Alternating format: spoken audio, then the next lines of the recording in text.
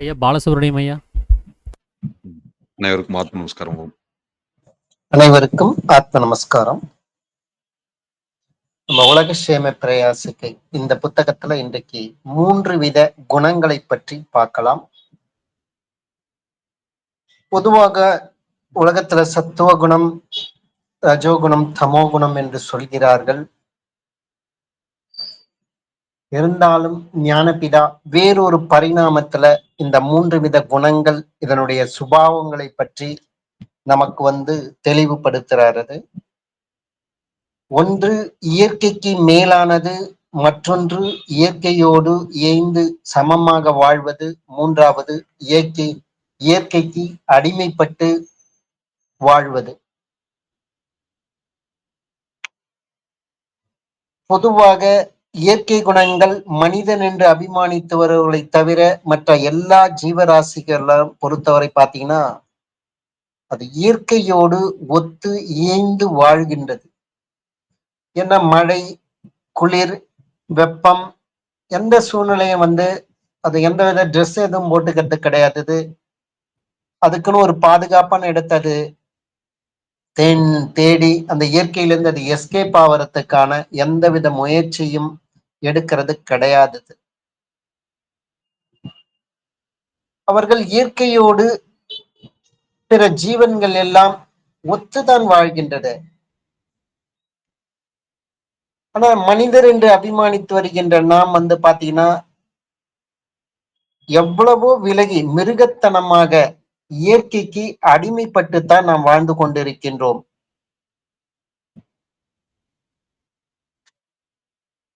உண்மையாக பார்த்தனா நாம் எதற்காக பிறந்தோம், பிறப்பினுடைய நோக்கம் என்ன, அதை சரியான வகையில நம்ம சிந்திக்கிறது கிடையாது.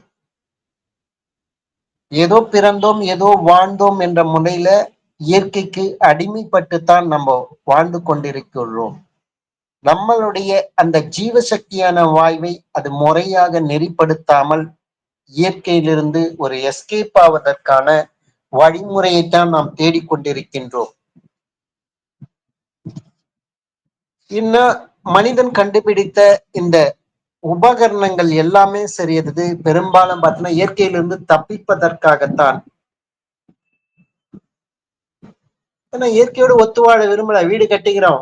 ஏன்னா காற்று, மழை, வெயில் எதுவும் நம்ம தாக்கக்கூடாது. அதே சமயம் வெயில் காலம் வந்தா அதுல எஸ்கேப்பு, ஏசி போட்டுக்கிறோம். ஃப்ரிட்ஜ் வச்சு குடிக்கிற நீரை கூட சரியது எந்த காலத்துக்கு குளிர்ந்த நீர் குடிக்கணும்னு அந்த விவஸ்தை கூட கிடையாது. அந்த இயற்கையான காய்கறிகளை கூட சரிது முறையாக அப்பப்ப ஃப்ரெஷ்ஷா சாப்பிடாம ஃப்ரிட்ஜ்ல வச்சு சரி ஒரு வாரம் வச்சு சாப்பிடலான்ற மாதிரி, இந்த மாதிரி நம்மளுடைய உணவு முறை பழக்க வழக்கங்களிலிருந்து நாம் உடுக்கின்ற ஆடைகளிலிருந்து எல்லாமே இயற்கைக்கு எதிராகத்தான் நாம் வாழ்ந்து கொண்டிருக்கின்றோம். அப்ப என்ன அர்த்தம்? அப்ப அந்த இயற்கையினுடைய அந்த அடிமைத்தனத்திலிருந்து நாம் வெளிவரவில்லை. இந்த கண்டுபிடிப்புகளால நம்ம இயற்கையிலிருந்து எஸ்கேப்பு தானே தவிர அதை ஃபேஸ் பண்ணி அதிலிருந்து எப்படி நம்மளுடைய ஜீவனை காப்பாற்றிக் கொள்வது, இந்த உடலை காப்பாற்றிக் கொள்வது, மனதை காப்பாற்றிக் கொள்வது, இந்த அறிவை பெறாமல் அதிலிருந்து விலகிதான் நாம் வாழ்வதற்கான நடைமுறை வாழ்க்கையை நாம் ஏற்படுத்தி கொண்டிருக்கின்றோம். இதுதான் அடிமைத்தனம். ஆனா இந்த மாதிரி அடிமையாக இருப்பது எல்லாவித இயற்கை சக்திக்கும் வென்றிருப்பதாக இந்த மாதிரி நமக்குள்ள ஒரு அபிமானித்து இருக்கோம். இதுதானே தவிர உண்மை அது கிடையாது.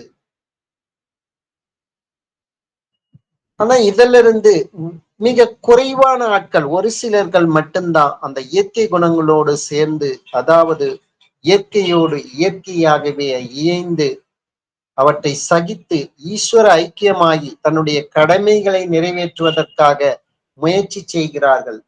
பொதுவாகவே பார்த்திருக்கலாம், ஒரு சித்தர்கள் ஞானிகள்லாம் கூட நடைமுறை வாழ்க்கையில நீங்கள் அவருடைய வாழ்க்கையை பற்றி கேள்விப்பட்டிருக்கலாம். நல்ல ஒரு பனி பிரதேசமாக இருந்தா கூட சரி, ஒரு ஆடை இல்லாமலே இருப்பார்கள். அப்ப அந்த அளவுக்கு இயற்கையோடு ஒத்து வாழ்கிறார்கள். ஏன்னா அந்த எந்த விதமான இயற்கைக்கு எதிரான முயற்சியும் அவர் எடுக்கிறது இல்ல. அந்த இயற்கையோடு பின்னி பிணைந்து வாழ்ந்து தன்னுடைய சக்தியை, குண்டலி சக்தியை காப்பாற்றிக் கொள்ளக்கூடிய அந்த சேகரித்து வைக்கக்கூடிய அந்த தகுதியை அவர்கள் இயற்கையாகவே உருவாக்கி இருக்கிறார்கள்.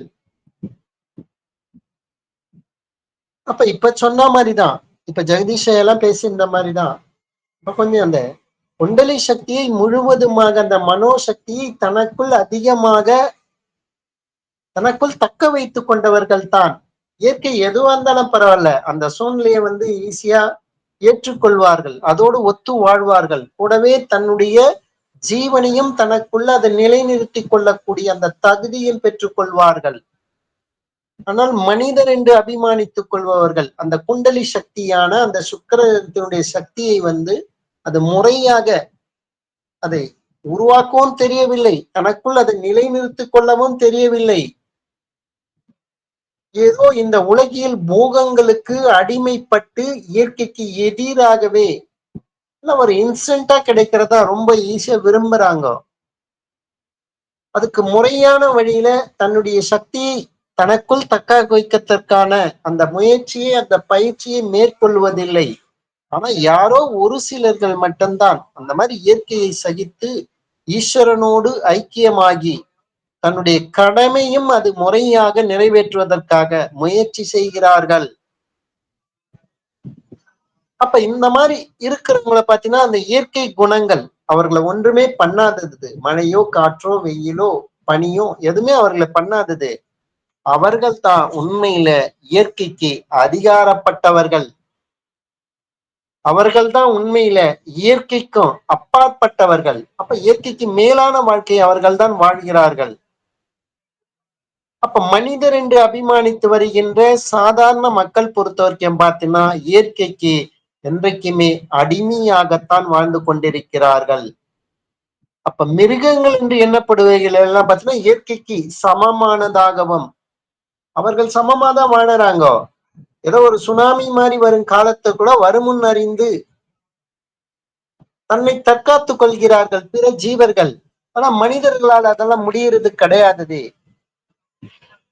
அப்ப இயற்கையோடு இயைந்து வாழ்பவர்களுக்கு இயற்கையினுடைய நிலையை, அதாவது அதில் ஏற்படும் மாற்றங்களை அந்த 3 காலங்களிலும் தன்னால் தெளிவாக உணர்ந்து கொள்கிறார்கள்.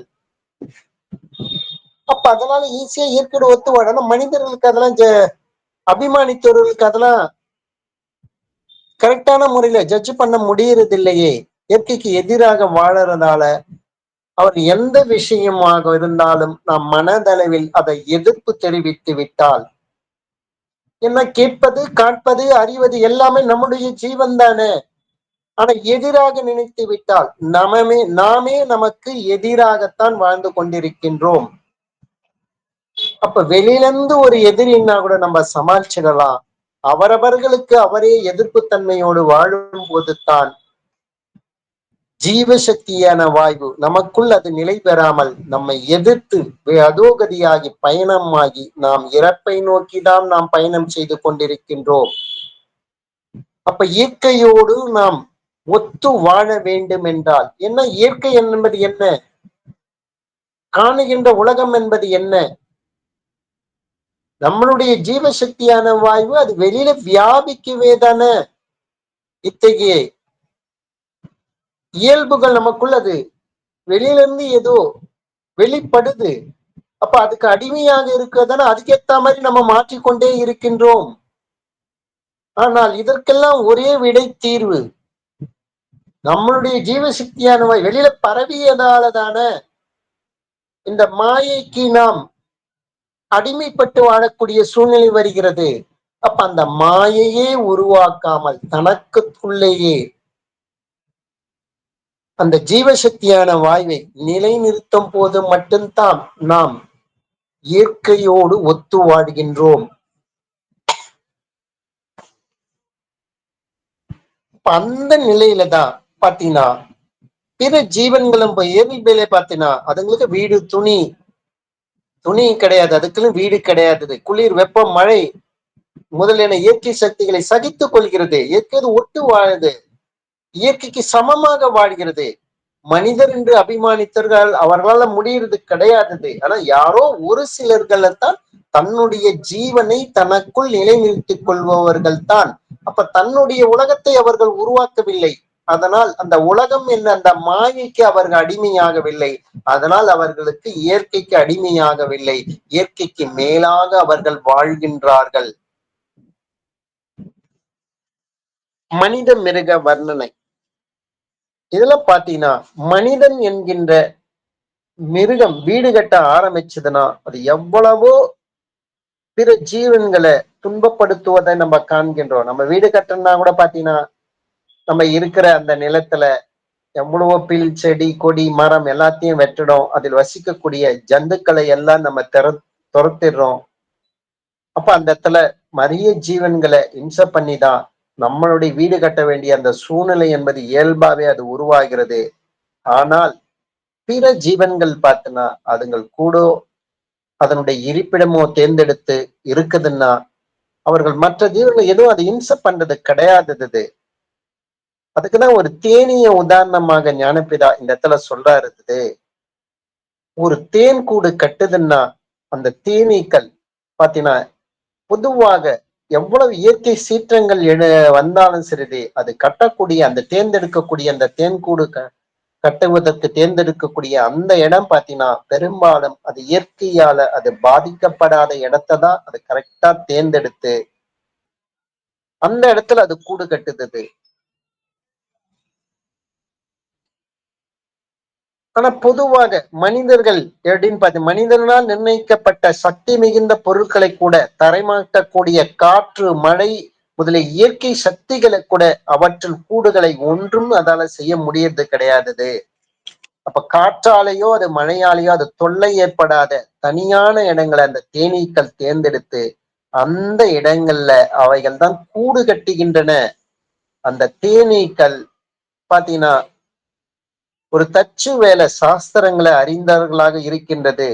அந்த அளவுக்கு அதனுடைய நுணுக்கம் அதில் வாழக்கூடிய அந்த நுணுக்கமான வீடை எவ்வளவு ஒரு நேர்த்தியாக கட்டுகிறது. அது கரெக்டா ஒரு சின்ன கலையை தேர்ந்தெடுக்குது. அது ஒரு குடம் தேன் கூட அதுல சேமிக்க வைக்கக்கூடிய அளவுக்கு நல்ல ஒரு பலமான நிலையில அந்த கூட்டை அது கட்டுகிறது.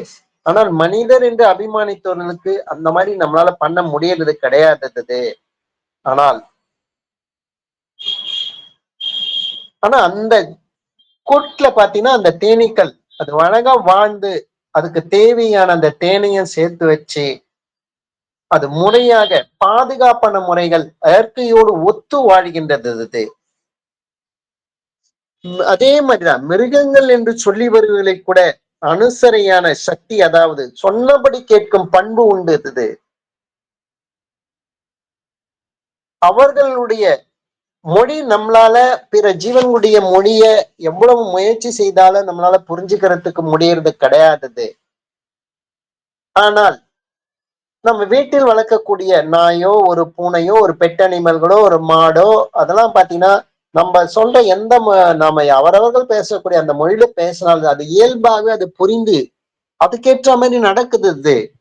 இதான் சர்க்கஸ்ல கூட நீங்க இயல்பாவே நீங்க பார்க்கலாம். இதெல்லாம் எவ்வளவு கொடிய மிருகங்கள் என்று சொல்லக்கூடிய புலி, சிங்கங்கள் அப்படின்ற பெரிய மிருகங்கள், யானை முதலிய கூட சரி அந்த சர்க்கஸ்காரன் எந்த மொழியில சொல்றானோ அதை சரியாக புரிந்து கொண்டு அதுக்கேற்ற மாதிரி செயல்படுது. அதே சமயம் மற்ற மிருகங்கள் அவர்கள் ஒன்றுக்குள்ளு அவங்களுக்குள்ள கம்யூனிகேஷன் அவர்களுக்கு என்று ஒரு தனிப்பட்ட மொழியில் அதுகளை வைத்துக் கொள்கிறது. ஆனால் அவற்றின் மொழிகளை மனிதர்களால் புரிந்து கொள்ள முடிவதில்லை.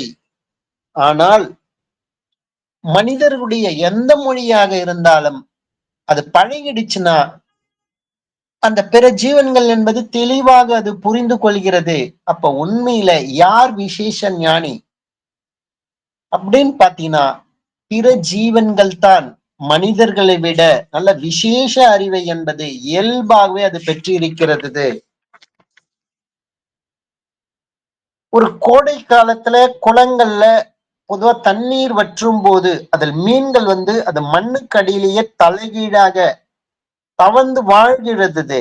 ஆனா முடிவுல தண்ணீர் கொஞ்சம் கூட இல்லாத போச்சுன்னா கூட சரி, அதனுடைய சிரசுல தன்னுடைய உயிரை வந்து ஒடுக்க அதுங்களுக்கு இயல்பாக தெரிந்திருக்கிறது. அப்ப தண்ணீர் வரும்போது, தண்ணீர் அது மேல படும்போது ஒரு சில வகை மீன்கள்ல நீங்க பார்க்கலாம் சிறியது. அப்ப உயிரோடு இல்லாத மாதிரிதான் தெரியும். தண்ணீர் வற்றிய குளங்கள் அந்த மண்ணுக்கடியில இருக்கக்கூடிய புதைந்திருக்கக்கூடிய அந்த மீன்கள். ஆனால் அது மேல ஒரு தண்ணீர் பட்ட வண்ணம் உடனே வந்து அது உடனே அதனுடைய உடம்புல வந்து அசைவுகளை ஏற்படுத்த ஆரம்பிக்கின்றது. அப்ப அது உயிரோடு இருக்கிறது. தன்னுடைய உயிரை வந்து சிரசுல ஒடுக்க தெரிஞ்சிருக்கிறது. ஆனால் மனிதர்களுக்கு அந்த மாதிரி தன்னுடைய உயிர் ஜீவனை தன்னுடைய சிரசில் ஒடுக்க தெரியவில்லை.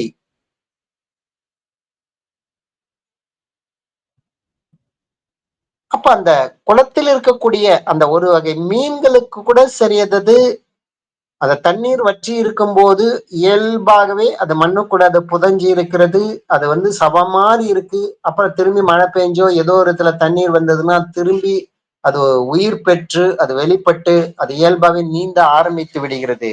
அப்ப அதர்களுக்கு அந்த அந்த மீனுக்கும் தன்னுடைய ஜீவனை சிரசில் ஒடுக்கிக் கொள்ளக்கூடிய அந்த திறமை அதுக்கு இயல்பாவே இருக்கிறது. நம்ம தான் பல புத்தகங்களை படிக்கிறோம், ஞானம் பெறுவதற்கு, வித்தை பெறுவதற்கு பல விதத்துல முயற்சி பண்றோம், ட்ரைனிங் பண்றோம்.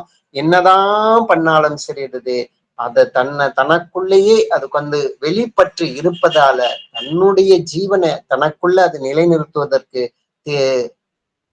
நம்மளால முடியறது இல்லை. காரணம் என்னன்னா வெளி சூழ்நிலைக்கு இயற்கைக்கு நம்ம அடிமைப்பட்டு வாழ்ந்து கொண்டிருப்பதால் தான். அதனாலதான் நம்ம பற்றுக்களோடு நாம் வாழ்ந்து கொண்டிருக்கின்றோம். அதே மாதிரிதான் பார்க்கலாம். ஒரு பூமிக்கடியில கிணறுகள் எவையேனும் தோண்டும் போது 4 பக்கமா அது மண் மூடிக்கொண்டு இருக்கும்.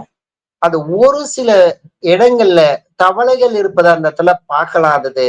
அப்ப காற்றும் நீரும் ஆகாரமும் கிடைக்காத அந்த இடத்தில் அந்த ஒரு ஜீவன் எப்படி வாடுகிறது? அப்ப யோகிகள் கூட சரிது மண்ணுக்கடியில வெகு நாள் இருக்கின்ற கதையை வந்து செய்தியை வந்து நம்ம இயல்பாவே கேட்டிருக்கோம். அப்ப இந்த பிராணிகளும் அதே போலதான் தவம் நிலையில இருக்கின்றது. தன்னுடைய ஜீவனை தனக்குள்ளேயே அதை நிலைநிறுத்தி கொண்டு அந்த தவளை போன்ற அந்த சிறிய பிராணிகளும் தனக்குள்ள அது தன்னுடைய ஜீவனை ஒடுக்க அதுக்கு இயல்பாவே தெரிந்திருக்கிறது. நமக்கு அதுக்கான வழிமுறைகள் தெரிந்தும் கூட சரியது நம்மளால இயற்கைக்கு எதிராக வாழறதால வெளி சுவாசமாகவே நம்ம வாழறதால மாயையினுடைய பிடியில அந்த வெளி சுவாசம் உள்ளவரை நாம் சிக்கி இருக்கிறதால நம்மளால அந்த பிற ஜீவன்கள் போல தன்னுடைய ஜீவனை தனக்குள் ஒடுக்க தெரியாமல் தான் நாம் வாழ்ந்து கொண்டிருக்கின்றோம். ஆனால் மனிதர் என்று மட்டும் அபிமானித்துக் கொண்டிருக்கின்றோம். மற்ற ஜீவனை விட நாம் தான் மேலானவர்கள் என்று நமக்குள்ளேயே ஒன்று இயற்கைக்கு எதிராக அபிமானித்துக் கொண்டிருக்கின்றோம். அதே போலதான் பாத்தீங்கன்னா பிற ஜீவன்கள் பொறுத்தவரை அதனுடைய உணவுகள் பொறுத்தவரை இயற்கை எப்படி தந்திருக்கிறதோ அதை அப்படியே நம்ம வந்து அவர்கள் உண்கின்றன. ஆனால் மனிதர் என்று அபிமானித்து வருகின்ற நம்ம என்ன பண்ணுறோம்? சத்துக்கள் மிக்க பிராணசக்தி உள்ள அந்த மாதிரி உணவுகளை நம்ம என்ன பண்றோம்? அதை வேக வைக்கிறோம், தீயிலிட்டு அது கூடவே அந்த சத்துக்களை அடிக்கக்கூடிய மசாலா பொருட்களையும் அதுல மிக்ஸ் பண்றோம். இந்த மாதிரிலாம் அதை தான் நம்ம வந்து விரும்பி சாப்பிடுறோம். அது அப்ப இயற்கையோடு இயற்கையாக அந்த ஒத்து இருக்கக்கூடிய அந்த பொருட்களை எந்தவித மாற்றம் இல்லாமல் நம்மளால சாப்பிட முடியறது கிடையாதது. அதை ஏதோ ஒரு கன்வெர்ட் பண்ணி தான் இந்த மாதிரியே வந்து ஜெனட்டிக் ரீதியாவே நம்ம வந்து பல தலைமுறைகளாக பழகி விட்டோம். அப்ப அதுவே பாத்தீங்கன்னா நமக்கு இயற்கை ஒரு அடிமைத்தனமாக இருக்கிறது. அப்ப ஏற்பதெல்லாம் நம்ம இயற்கைக்கு அடிமையாக இருக்கிறோமோ அப்போதெல்லாம் நம்ம சுவாசம் என்பது அது வெளிமுக பயணமாகவே தான் இருந்து கொண்டிருக்கும். அப்ப எப்பவெல்லாம் நம்மளுடைய இயற்கையோடு ஒத்து வாழும் பொழுதுதான் நம்ம நடைமுறை வாழ்க்கையில மழை, காற்று, வெயில் இதெல்லாம் வந்து ஏத்துக்கிற மாதிரி ஒரு சூழ்நிலையில நம்ம இருக்கும் போது மட்டும்தான் சரிது நமக்கு அதற்கான அந்த சக்தி என்பது நமக்குள்ள பாத்தீங்கன்னாலே ஒரு இயல்பாகவே அந்த இயற்கைக்கு மேலான வாழக்கூடிய அமைப்புக்கு நம்மள ஒரு தகுதி பெற்று விடும் அது. பொதுவா பார்க்கலாம். நடைமுறை வாழ்க்கையில கூட பார்க்கலாம். யாரோ ஒரு வீட்ல ஒரு நல்ல வசதியான வீட்ல வளர்ற குழந்தைகள் பார்த்தீங்கன்னா, ஹைஜீனிக் என்ற முறையில பார்த்தீங்கன்னா, வெளியில மழை, வெயில், குளிர் இதெல்லாம் வெளியில விட மாட்டாங்க. குடிக்கிற தண்ணி கூட சரி ஆரோ வாட்டர் தான் இந்த மாரிலாம் குடுத்துட்டு இருப்பாங்க. அந்த மாரி குழந்தைகளுக்கு தான் அடிக்கடி பார்த்தீங்கன்னா, ஏதோ ஒரு விதத்துல நோயால் பாதிக்கப்படுகிறது. ஆனா ஒரு சாதாரண ஒரு ஸ்லம்மி ஏரியாவுல வளரக்கூடிய அந்த குழந்தைகள் எல்லாம் ஒரு காற்றோ, மழையோ, வெயிலோ இயற்கை ஈஸியா ஏத்துக்குதுங்க. அது கூட இயல்பாவே அது வாழ்ந்து கொண்டிருக்கிறது. அப்ப பார்த்தீங்கன்னா, அந்த எதிர்ப்பு சக்தின்றது இயல்பாவே அதுக்குள்ள இருக்கிறது. நல்ல ஒரு ஆரோக்கியமான வாழக்கூடிய சூழ்நிலை. ஒரு சாதாரணமாக ஒரு பணக்கார வீட்ல வரக்கூடிய ஒரு ஹைஜீனிக் என்ற முறையில பார்த்து வளர்ந்த அந்த குழந்தைகளை விட உடல் ஆரோக்கியம், மன ஆரோக்கியம் என்பது இந்த மாரி குழந்தைங்களுக்கெல்லாம் ஒரு ஸ்லம் ஏரியால வளர்ற குழந்தை கூட இயல்பாவே அதிகமா தான் இருக்கிறத நடைமுறை வாழ்க்கையில கூட நம்ம பார்க்கலாம் அது. அப்போ மனிதர் என்று அபிமானித்து வருவர்கள் தான் பாத்தீங்கன்னா அந்த உணவு சாப்பிடும் அந்த உணவு முறையே சரியது. அந்த இயற்கை அந்த சத்துக்கள் எல்லாம் போக்கிவிட்டு அத வெறும் சக்கைகளை தான் நம்ம ஒன்றாதது. அந்த மாதிரி சாப்பிடறதால நம்ம இயற்கைக்கு சமமா கூட நம்ம வாழ முடியறது இல்ல. இயற்கைக்கு அடிமைப்பட்டு வாழ்ந்து கொண்டிருக்கின்றோம். அந்த மாதிரி அடிமைப்பட்டு வாழறதாலதான் நம்மளுடைய ஜீவன் கொஞ்சம் கொஞ்சமாக நமக்குள்ளேயே அது நசிந்து அது அபானனாகி அது வெளியில வியாபிக்க தொடங்குகிறது. எப்ப இயற்கையோடு ஒத்த பொருட்களை நமக்குள்ள உணவு முறையில பழக்க வழக்கத்துல கொண்டு வந்து அதை சாப்பிடுகிறோமோ அப்பதான் பாத்தீங்கன்னா அந்த பிராணனாகவே நமக்குள்ள அதை நிலை நிறுத்துவதற்கு அது ஒரு துணையாக இருக்கும். அப்ப அந்த மாதிரிதான் நம்ம இயற்கையோடு ஒத்து வாழ்வதற்கான அந்த வழிமுறையைத்தான் நம்ம தேடி வாழ வேண்டும்.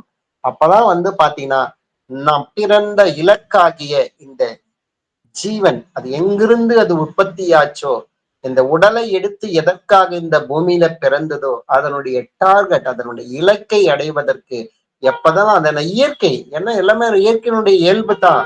அப்ப இயற்கையோடு அது ஒத்து வாழுங்கும் போதுதான் அது இயற்கையாகவே நமக்கு யதார்த்தமாகவே அது ஜீவன் மேல்கதியாவதற்கு அது வழி விடும் அது. எப்பப்பெல்லாம் நம்ம இயற்கைக்கு எதிராக வாழ்கின்றோமோ நம்மளுடைய கதி என்று அது கீழ்நோக்கித்தான் அது பயணம் செய்து கொண்டிருக்கும். அப்போ பாத்தீங்கன்னா அது வெளி சுவாசமாகத்தான் அது இயல்பாகவே இருக்கும். அதிலிருந்து நம்ம நிலைநிறுத்துவதற்கு அது கடினமாகத்தான் இருக்கும். அப்போ அதிலிருந்து விடுதலை பெறுவர வேண்டும் என்றால் நம்மளுடைய அந்த உணவு முறை பழக்க வழக்கங்களும் சரியது, நடைமுறை வாழ்க்கையிலும் சரியது, இயற்கைக்கு இது ஒத்திசைத்து நாம் வாழும்போது மட்டும்தான் சரியது. கூடவே இந்த பயிற்சியும் கிரமங்களுக்கு உட்பட்ட அந்த வாழ்க்கையும் அந்த நடைமுறையில இந்த சித்தவேத புரிதலும் கூடவே நம்மளுடைய தினசரி அந்த ஜபமும் எந்த வேலை செய்தாலும் சரி சதா பிராணாயாமமும் கூடவே நிலைநிறுத்தும் போது மட்டும்தான் ஞானபிதா கூறிய அந்த இலக்கை நாம் எளிமையாக அடைய முடியும். இதை அனைவரும் பெற வேண்டி ஞானபிதாவை பிரார்த்திப்போம். தொடர்ந்து நாளைக்கு நாம் இந்த உலக செம்ம பிரயாசிக்கு இந்த புத்தகத்தில் பயணிப்போம். அனைவருக்கும் ஆத்ம நமஸ்காரம். உடம்புனுடைய சகலவிதமான பாகங்களிலும் பரவி எப்பொழுதும் விட்டு பிரியாமல் ஸ்நேகம், மோகம் முதலிய கெட்ட வழக்கங்களை உண்டாக்கி கொண்டிருக்கின்ற ராகத்து வேசாதிகளான விருப்பு வெறுப்பு எனும் பெரும் வியாதிகள் யார் ஒருவரால் வேறற அறுக்கப்படுகிறதோ அந்த அசாதாரண வைத்தியருக்கே நமஸ்காரம். நாம் இன்னைக்கு பார்க்க இருக்கிறது உலக சேம பிரகாசிகைங்கிற நூலில் மனநேதி மனுஷியா அப்படின்னு சொல்லக்கூடிய ஒரு டாபிக் தான். மனுஷன் அப்படின்னா யாரு? இப்போ நாம் பொதுவாக உலகத்தில் இருக்கக்கூடிய விஷயங்களை கவனித்து பார்க்கும்போது உலகம் நமக்கு சொல்லி கொடுத்துருக்கிறது என்ன அப்படின்னா, நாம தான் மனுஷங்க, நம்மளை தவிர பாக்கி இருக்கக்கூடிய அந்த உயிர்கள் எல்லாமே மிருகங்கள் அப்படின்னு தான் சொல்லியிருப்பாங்க. மனிதர்கட்கே மோட்சம் அப்படிங்கிறதுனால நமக்கு மட்டும்தான் மோட்சமானது அதிகாரத்துவம் இருக்குது, மற்றதுக்கெல்லாம் மோட்சம் அடைகிறதுக்கான தகுதி இல்லை அப்படிங்கிறதையும் நம்ம சொல்லிட்டு வந்துட்டு தான் இருக்கிறோம். மனிதனாக பிறப்பதே ஒரு பெரும் பாக்கியமாக நினைக்கக்கூடியதாக இருக்குது. அது பூர்வ ஜென்ம புண்ணியத்தினுடைய அடிப்படையில் நாம் மனிதனாக பிறந்திருக்கிறதாகவும் மற்ற மிருகாதிகளெல்லாம் பாவம் செய்ததுனால மிருகங்களாக பிறந்திருக்கிறதாகவும் நாம் ஒரு வழக்கத்தில் சொல்லிட்டு தான் இருக்கிறோம். நமக்கு மட்டும்தான் 6 அறிவு இருக்குது, மற்ற ஜீவிகளுக்கெல்லாம் ஓரறிவு, ஈரறிவு, 3 அறிவு, 4 அறிவு, 5 அறிவு அதிகபட்சம், அதுக்கு மேலே இல்லை.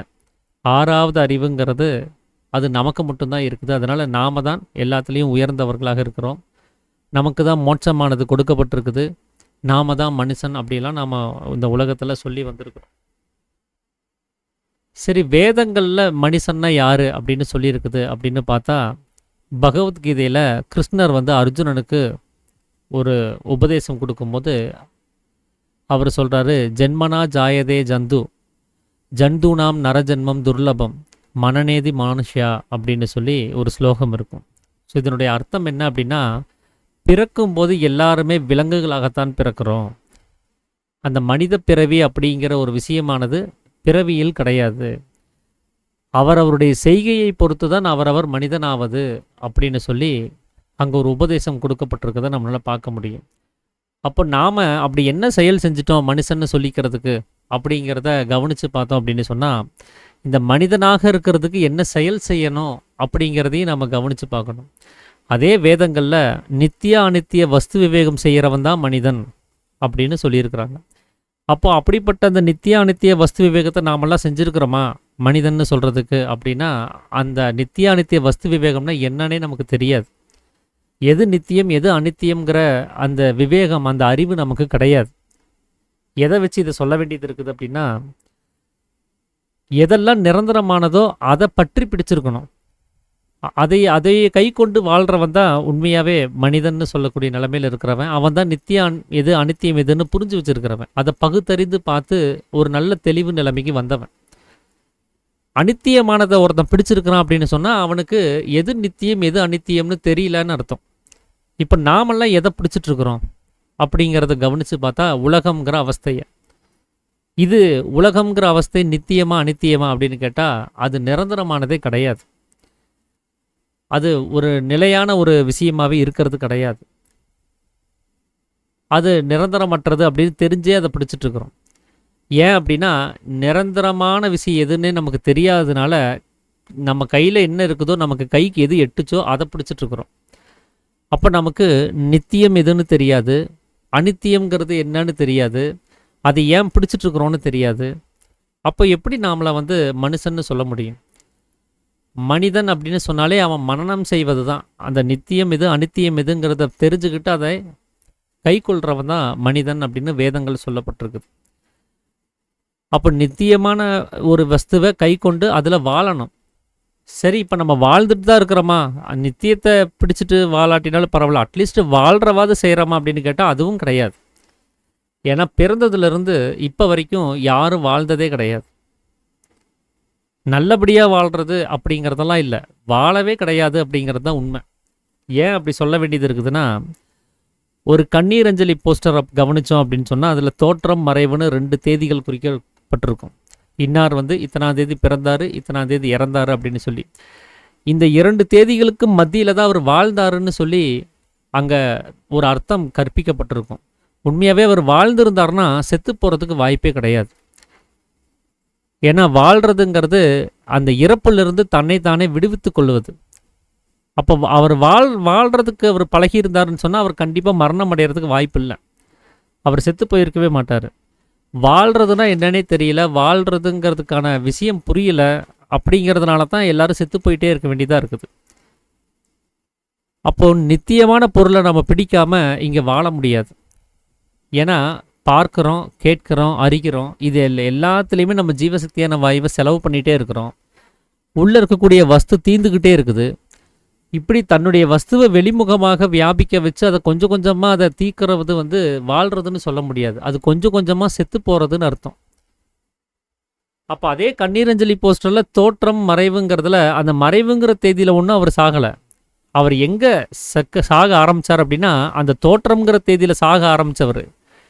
அந்த செத்து போகக்கூடிய நிகழ்வு அது கம்ப்ளீட் ஆனது, அந்த டாஸ்க் கம்ப்ளீட் ஆகி முடிஞ்சு போனது தான் அந்த மறைவுங்கிற தேதியில்.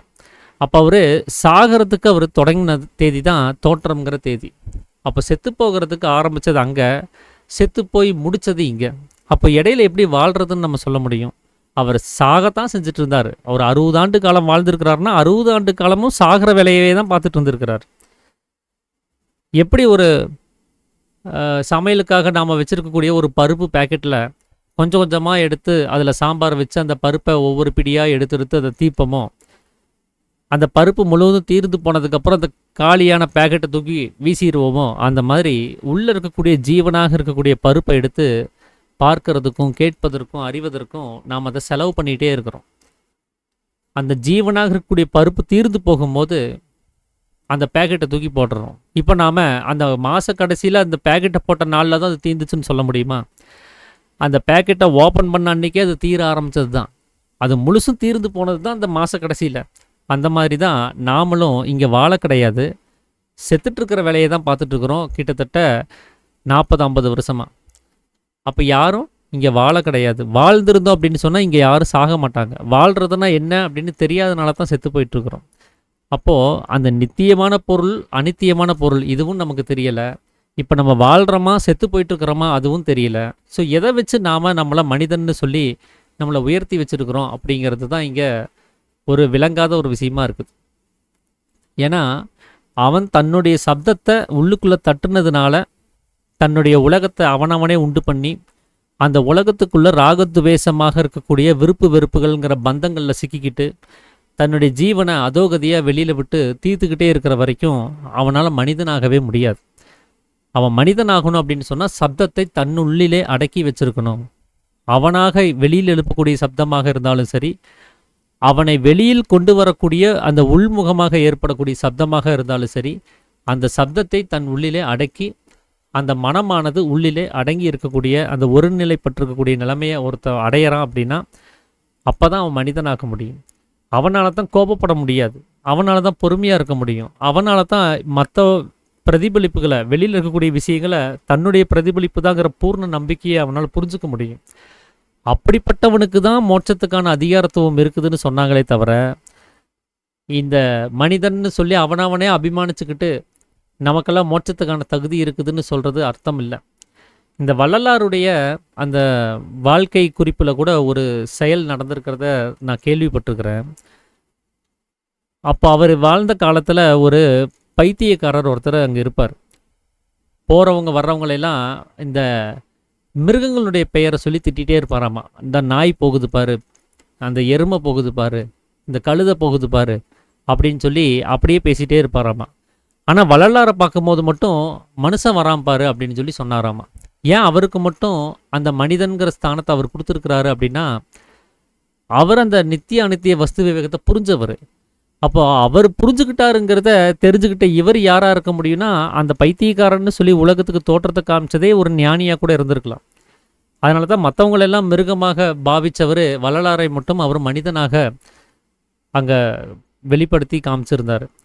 ஸோ அந்த மாதிரி நாமளும் அந்த மனிதன்கிற ஸ்தானத்தை அடையணும் அப்படின்னு சொன்னால் நம்முடைய சக்தியை உள்ளுக்குள்ளே நிலைப்பெற செஞ்சு அந்த சக்தியை நசிஞ்சு போக விடாமல் தன் உள்ளிலே நிலைநிறுத்தும் போது தான் அந்த நித்தியமான வஸ்துவை கை கொண்டு அதில் வாழக்கூடிய தகுதியை நம்ம அடையிறோம். அந்த நிலைமைக்கு இருந்தோம் அப்படின்னா நம்ம செத்து போக மாட்டோம். அப்படி யார் இருக்கிறாரோ அவரே ரசவாதி அப்படின்னு சொல்லி சாமி சொல்கிறார்.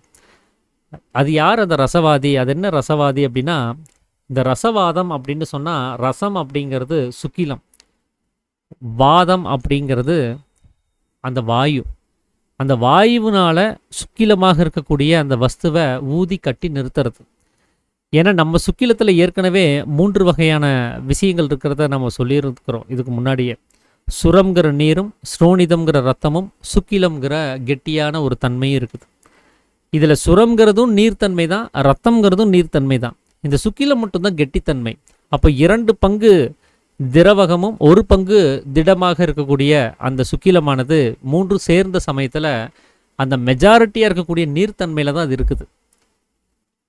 இப்போ அந்த நீர்த்தன்மை இருக்கிற வரைக்குமே அங்கே என்ன ஆகுதுன்னா, தாமச குணமும் ரஜோ குணமும் அங்கே அதிக லெவலில் அதை காம்பினேட் பண்ணியிருக்கிறதுனால, அந்த திரவகத்தன்மையில் இருக்கிறதுனால இந்த சத்வ குணமானது குறைந்தே இருக்குது. அந்த சத்வ குணம் தான் சுக்கிலத்தினுடைய கெட்டித்தன்மையினுடைய குணம். இந்த சத்வகுணம் மேலோங்கும் போது தான் நம்மளால் உள்நிலை பயணத்துக்குள்ளார சுலபமாக பயணிக்க முடியும். தன்னை மட்டுமே கவனிக்கக்கூடிய நிலைமைங்கிறது கிடைக்கும். இந்த சத்வகுணத்தினால மட்டும்தான் ஒருத்தன் தன்னுடைய சப்தத்தை உள்ளிலே நிலைநிறுத்த முடியும். அப்போ இந்த சத்வகுணம் மேலோங்கி வரணும் அப்படின்னு சொன்னால் இந்த ரஜோகுணமாக இருக்கக்கூடிய அந்த ஸ்ரோனிதமும் தமோகுணமாக இருக்கக்கூடிய அந்த சுரம்ங்கிற நீரும் தன்னுடைய சக்தியை குறைச்சாகணும். இது எப்படி குறைக்கிறது அப்படின்னா, சாமி ஏற்கனவே இந்த 12ஆம் அத்தியாயத்தில் நித்திய அனித்திய வஸ்து விவேகம் பற்றி பேசும்போது சொல்லியிருப்பார். இந்த மாயையாக இருக்கக்கூடிய இந்த வெளியில் இருக்கக்கூடிய விஷயங்களில் பிரம்மமும் சேர்ந்தே தான் இருக்குது. அதனால தான் இது பொய்யினே நம்மளால் கவனிக்க முடியறதில்ல. ஏன்னா உண்மையும் பொய்யும் கலந்து இருக்கிறதுனால, அந்த உண்மையும் அதில் சேர்ந்து இருக்கிறதுனால அது எல்லாத்தையுமே நம்ம நம்ப வேண்டியதாக இருக்குது. எப்போ அந்த உண்மையும் பொய்யும் தனியாக பிரிக்கிறோமோ அப்போ இந்த பொய் தன்னை வெளிப்படுத்திடும். தான் ஒரு பொய்யானவர் தான் அப்படிங்கிறத வெளிப்படுத்திக்கும். ஆனால் அது வெளிப்படாத அளவுக்கு அது உண்மையோடு சேர்ந்து இருக்கிறனால தான் கண்டுபிடிக்க முடியல. அதனால தான் இந்த மாயை உண்மையாகவே தோற்றமளிக்குது. அதை நம்ம தனியாக பிரிக்கிறதுக்கு கற்றுக்கணும். அதுதான் நித்திய அனித்திய வஸ்து விவேகம் செய்கிறது அப்படின்னு சொல்லியிருப்பார். அதுக்கு சாமி ஒரு உதாரணம் கூட சொல்லியிருப்பார். எப்படி இந்த தண்ணியில் ஜலத்தில் உப்பு சேர்ந்து போச்சு அப்படின்னு சொன்னால் அந்த உப்பை காண முடியாமல் போகுதோ, அந்த நீர் ஜலத்தில் இருக்கக்கூடிய அந்த விஷயத்திலே அந்த உப்பு ஒளிஞ்சு போயிடுதோ, அந்த மாதிரி இந்த மாயையில் பிரம்மமானது ஒளிஞ்சு போயிடுச்சு. கண்ணுக்கு தெரியாத அளவுக்கு அது கரைஞ்சு போயிடுச்சு. அதைய வெளிப்படுத்தணும் அப்படின்னு சொன்னால் இந்த நாசமுள்ள ஜலத்தை நசிப்பிக்க செய்கிறது மூலமாக நாசமில்லாத உப்பை காண முடியும். அதைய நசிப்பிக்கிறதுக்கு நாம் என்ன பண்ணணும்? ஒரு அக்கினியை வச்சு அந்த தண்ணியை சூடு பண்ணால் போதும். அந்த தண்ணி சூடாகும் போது அது நீராவியாக அந்த ஜலம் நசிஞ்சு போகும்போது மிச்சம் இருக்கக்கூடிய நாசமில்லாத உப்பை பார்க்க முடியும். அதே மாதிரி தான் இங்கே சத்துவகுணத்தை நாம் மேலோங்க செய்யணும் அப்படின்னு சொன்னால் அந்த சுக்கிலத்தோடு சேர்ந்து இருக்கக்கூடிய நீர்த்தன்மையை இப்போ நாம் ஆவியாக்கி வெளியில் கொண்டு போகணும். அந்த ஜலாம்சமாக இருக்கக்கூடிய சுக்கிலம்னு சொல்கிறதுக்கு காரணம் அதில் இந்த சுரம்ங்கிற நீரும் சுரோனிதம்ங்கிற ரத்தமும் அதில் சேர்ந்து இருக்கிறனால தான். அந்த ஜலத்தை நாம் நாசம் செய்யும் போது அந்த சுக்கிலமானது கெட்டித்தன்மையில் இருக்கும். அப்படி அந்த சுக்கிலத்தை கெட்டிப்படுத்துகிற அந்த வேலையை செய்யறதுக்கு பேர் தான் ரசவாதம். அதுதான் அந்த ரசமணி அப்படின்னு சொல்கிறது. மணி அப்படின்னா அது கெட்டியாகிறது அப்படின்னு அர்த்தம். அப்படி அந்த சுக்கிலமானது ஸ்திரமாக அது கெட்டியாகக்கூடிய தன்மைக்கு வந்துடுச்சுன்னு சொன்னால் மனமானது நிலையாக ஒரு இடத்துல நிற்கும். இல்லைன்னா அது சாய்வான பகுதியில் தண்ணியை ஊற்றுன மாதிரி ஓடிட்டே இருக்கும். இதே சாய்வான பகுதியில் அது கெட்டியாக பஞ்சாமிர்தம் மாதிரி இருந்துச்சுன்னு சொன்னால் போட்டோன்னா அது பாட்டுக்கு போட்ட இடத்துல பேசாமல் நிற்கும். அது ஒழுகி ஓடாது, நீர் மாதிரி. அப்போ நம்மளுடைய சுக்கிலும் நீர்த்தன்மையில் இருக்கிறதுனால தான் இந்த மனமானது ஒரு நிலைப்பாட்டில் நிற்காமல் அது பலதரப்பட்ட நிலைப்பாட்டுகளில் ஓடிட்டே இருக்குது. அப்போ அந்த மனசை ஒருநிலைப்படுத்தி நிற்கணும் அப்படின்னு சொன்னால் இங்கே சுக்கிலத்தினுடைய கெட்டித்தன்மை ஒரு காரணமாக அமையுது. அந்த சுக்கிலம் கெட்டித்தன்மை அடையிறதுக்கு உள்ளே இருக்கக்கூடிய ஜலம் நசிய செய்ய வேண்டிய அவசியங்கிறது இருக்குது. அதுக்கு நாம் என்ன பண்ணணும் அப்படின்னா, நம்மளில் இருக்கக்கூடிய அந்த பிரம்மஸ்வரூபமாக இருக்கக்கூடிய அந்த அக்னி ஸ்வரூபமாக இருக்கக்கூடிய சுக்கிலத்தை வெளியில் போகாமல் தடுக்கிறதுக்கு அந்த ஜீவசக்தியான வாயுவை கொண்டு மேலும் கீழும் இடைவிடாமல் ஊதணும் அப்படின்னு சொன்னால் அந்த உஷ்ணத்தில் அந்த ஜலமானது நசிஞ்சு போயிடும். அந்த ஜலமானது போயிடுச்சுன்னு சொன்னால் சுக்கிலம் தன்னுடைய கெட்டித்தன்மையில் சத்துவகுணத்தோட மேலோங்கி இருக்கும். அப்படி செய்யும்போது நமக்கு உள்ளார்ந்த அனுபவங்கள் கிடைக்கும். அந்த உள்ளே இருக்கக்கூடிய அனுபவங்களோடு சேர்த்து நமக்கு ஆனந்த நிலையை அடையிறதுக்கான ஒரு வாய்ப்புங்கிறது கிடைக்கும். அப்படி ஒரு நிலைமை அடையும் போது தான் நம்ம இந்த ஜீவனை காப்பாற்றி வைக்க முடியும். பலதரப்பட்ட விஷயங்களில் மனமானது செல்லாமல் ராகத்வேஷங்கள் பின்னாடி போய் தன்னுடைய சக்தியை இழக்காமல் அது தன்னிலையிலேயே அது தன்னை உணர்வதற்கும் ஆக மட்டுமே பயன்படக்கூடிய விஷயமா இருக்கும். அதுதான் நம்மளுடைய ஜென்ம சாபல்யம்னு சொல்கிறது. நம்ம பிறவி எடுத்துகிட்டு வந்ததுக்கான நோக்கமானது தன்னை அறியணும் அப்படிங்கிறதுக்காக தான். அதை நம்ம செய்யணும் அப்படின்னு சொன்னால் அதுக்கு முதல்ல நம்முடைய சுக்கிலமானது கெட்டித்தன்மைக்கு வரணும். அந்த சுக்கிலம் கெட்டித்தன்மைக்கு வர்றதுக்கு ஜீவசக்தியான வாயுவை கொண்டு நமக்கு கொடுத்த இருக்கக்கூடிய அந்த உபதேசத்தை இடைவிடாமல் மேலும் கீழும் சதா அபியாசம் செய்தால்தான் முடியும் அப்படிங்கிறத சொல்கிறார். அப்படி செய்யறதுக்கு பேர் தான் ரசவாதம். அப்படி செய்யறவன் தான் ரசவாதி. அந்த ரசவாதி தான் பிற்காலத்தில் மனிதனாக அபிமானிக்கக்கூடிய நிலைமையில் இருக்கிறவன் உண்மையாகவே மனிதனாக வர வேண்டிய நிலைமைங்கிறது ஏற்படும். அவனால் மட்டும்தான் எது நித்தியம் எது அநித்தியங்கிறத புரிஞ்சுக்கிட்டு நித்தியத்தின்படி கை கொண்டு வாழ முடியும். அவன் செத்து போக மாட்டான். அவன் தான் உண்மையான மனுஷன். அதனால தான் மனிதர்களுக்கு மட்டுமே மோட்சம்னு சொன்னது. அப்போ நித்திய அநித்திய வஸ்து விவேகமாக தன்னுடைய ஜீவசக்தியான வாயுவை வெளியில் விடாமல் மேலும் கீழும் சதா அபியாசம் செய்து அந்த சுக்கிலத்தை கெட்டிப்படுத்தி அதன் மூலமாக மனசை ஒருநிலைப்படுத்தி எது நித்தியம் எது அநித்தியம் என்பதை பகுத்தறிந்து உணர்கிறவனே மனிதன் அப்படிங்கிறது தான் இங்கே சாமி சொல்லக்கூடிய ஒரு விஷயமா இருக்குது. அப்போ இந்த ஒரு அர்த்தத்தை கவனித்து பார்க்கும்போது இப்போ நம்மளை மனுஷன்னு சொல்ல முடியுமான்னு கேட்டால் இல்லைன்னு தான் சொல்ல வேண்டியதாக இருக்குது. இல்லை எனக்கு ஸ்பெஷலாக ஒரு பேர் வேணும், மற்ற உயிர்களோட மற்ற மிருகங்களோட நான் வந்து இணைந்து இருக்க விரும்பலை, எனக்குன்னு ஒரு தனிப்பட்ட ஒரு பெயர் வேணும் அப்படின்னா வேணா இருகால் மிருகம்னு வேணால் நம்மளை அழைச்சிக்கலான்னு தான் சாமி சொல்லுவார். 2 கால் மிருகமாக வேணால் நம்மளை கூப்பிட்டுக்கலாமே தவிர, ஆனால் மிருகம் மிருகமே தான். அந்த மிருகத்துக்கான சுபாவத்தில் தான் நம்ம இன்னமும் இருக்கிறோம். நமக்கான விசேஷ அறிவுங்கிறது உண்டாகிறது கிடையாது. இதை பற்றி சாமி 6ஆம் அத்தியாயத்தில் கூட சொல்லியிருப்பார். எத்தனையோ மிருகங்களை உதாரணமாக காமிச்சு நம்மளை விட அறிவில் அவங்க எவ்வளோ மேலோங்கி இருக்கிறாங்க அப்படிங்கிறதையும் அவர் அதை உதாரணமாக சொல்லியிருப்பார்.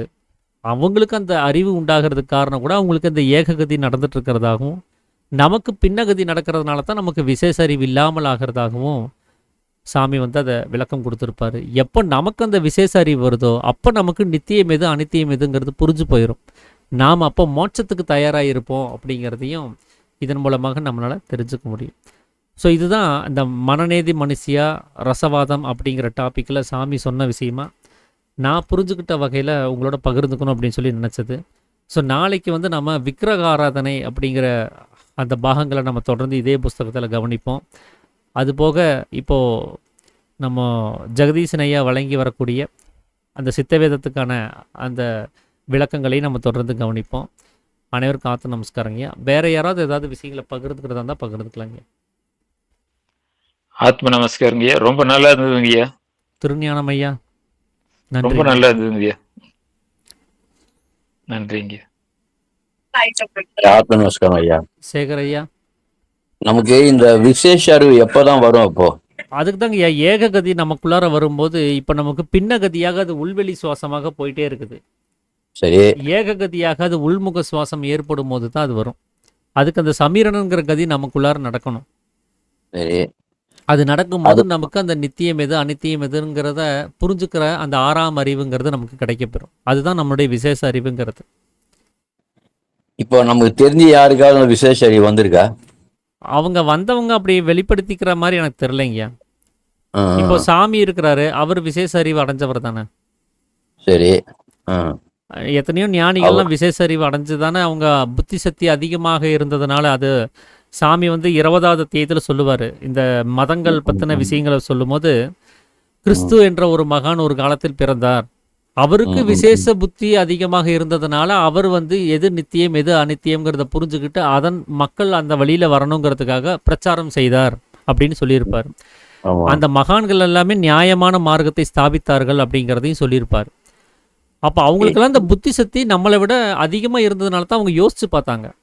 ம், இப்போ அவர் இயேசு கிறிஸ்து வந்து 13 வயசில் ஒரு மத போதகர்கிட்ட போய் அந்த யூத மத போதகர்கிட்ட போய் கடவுளை பற்றி அவர் வியாக்கியானம் கேட்குறாரு.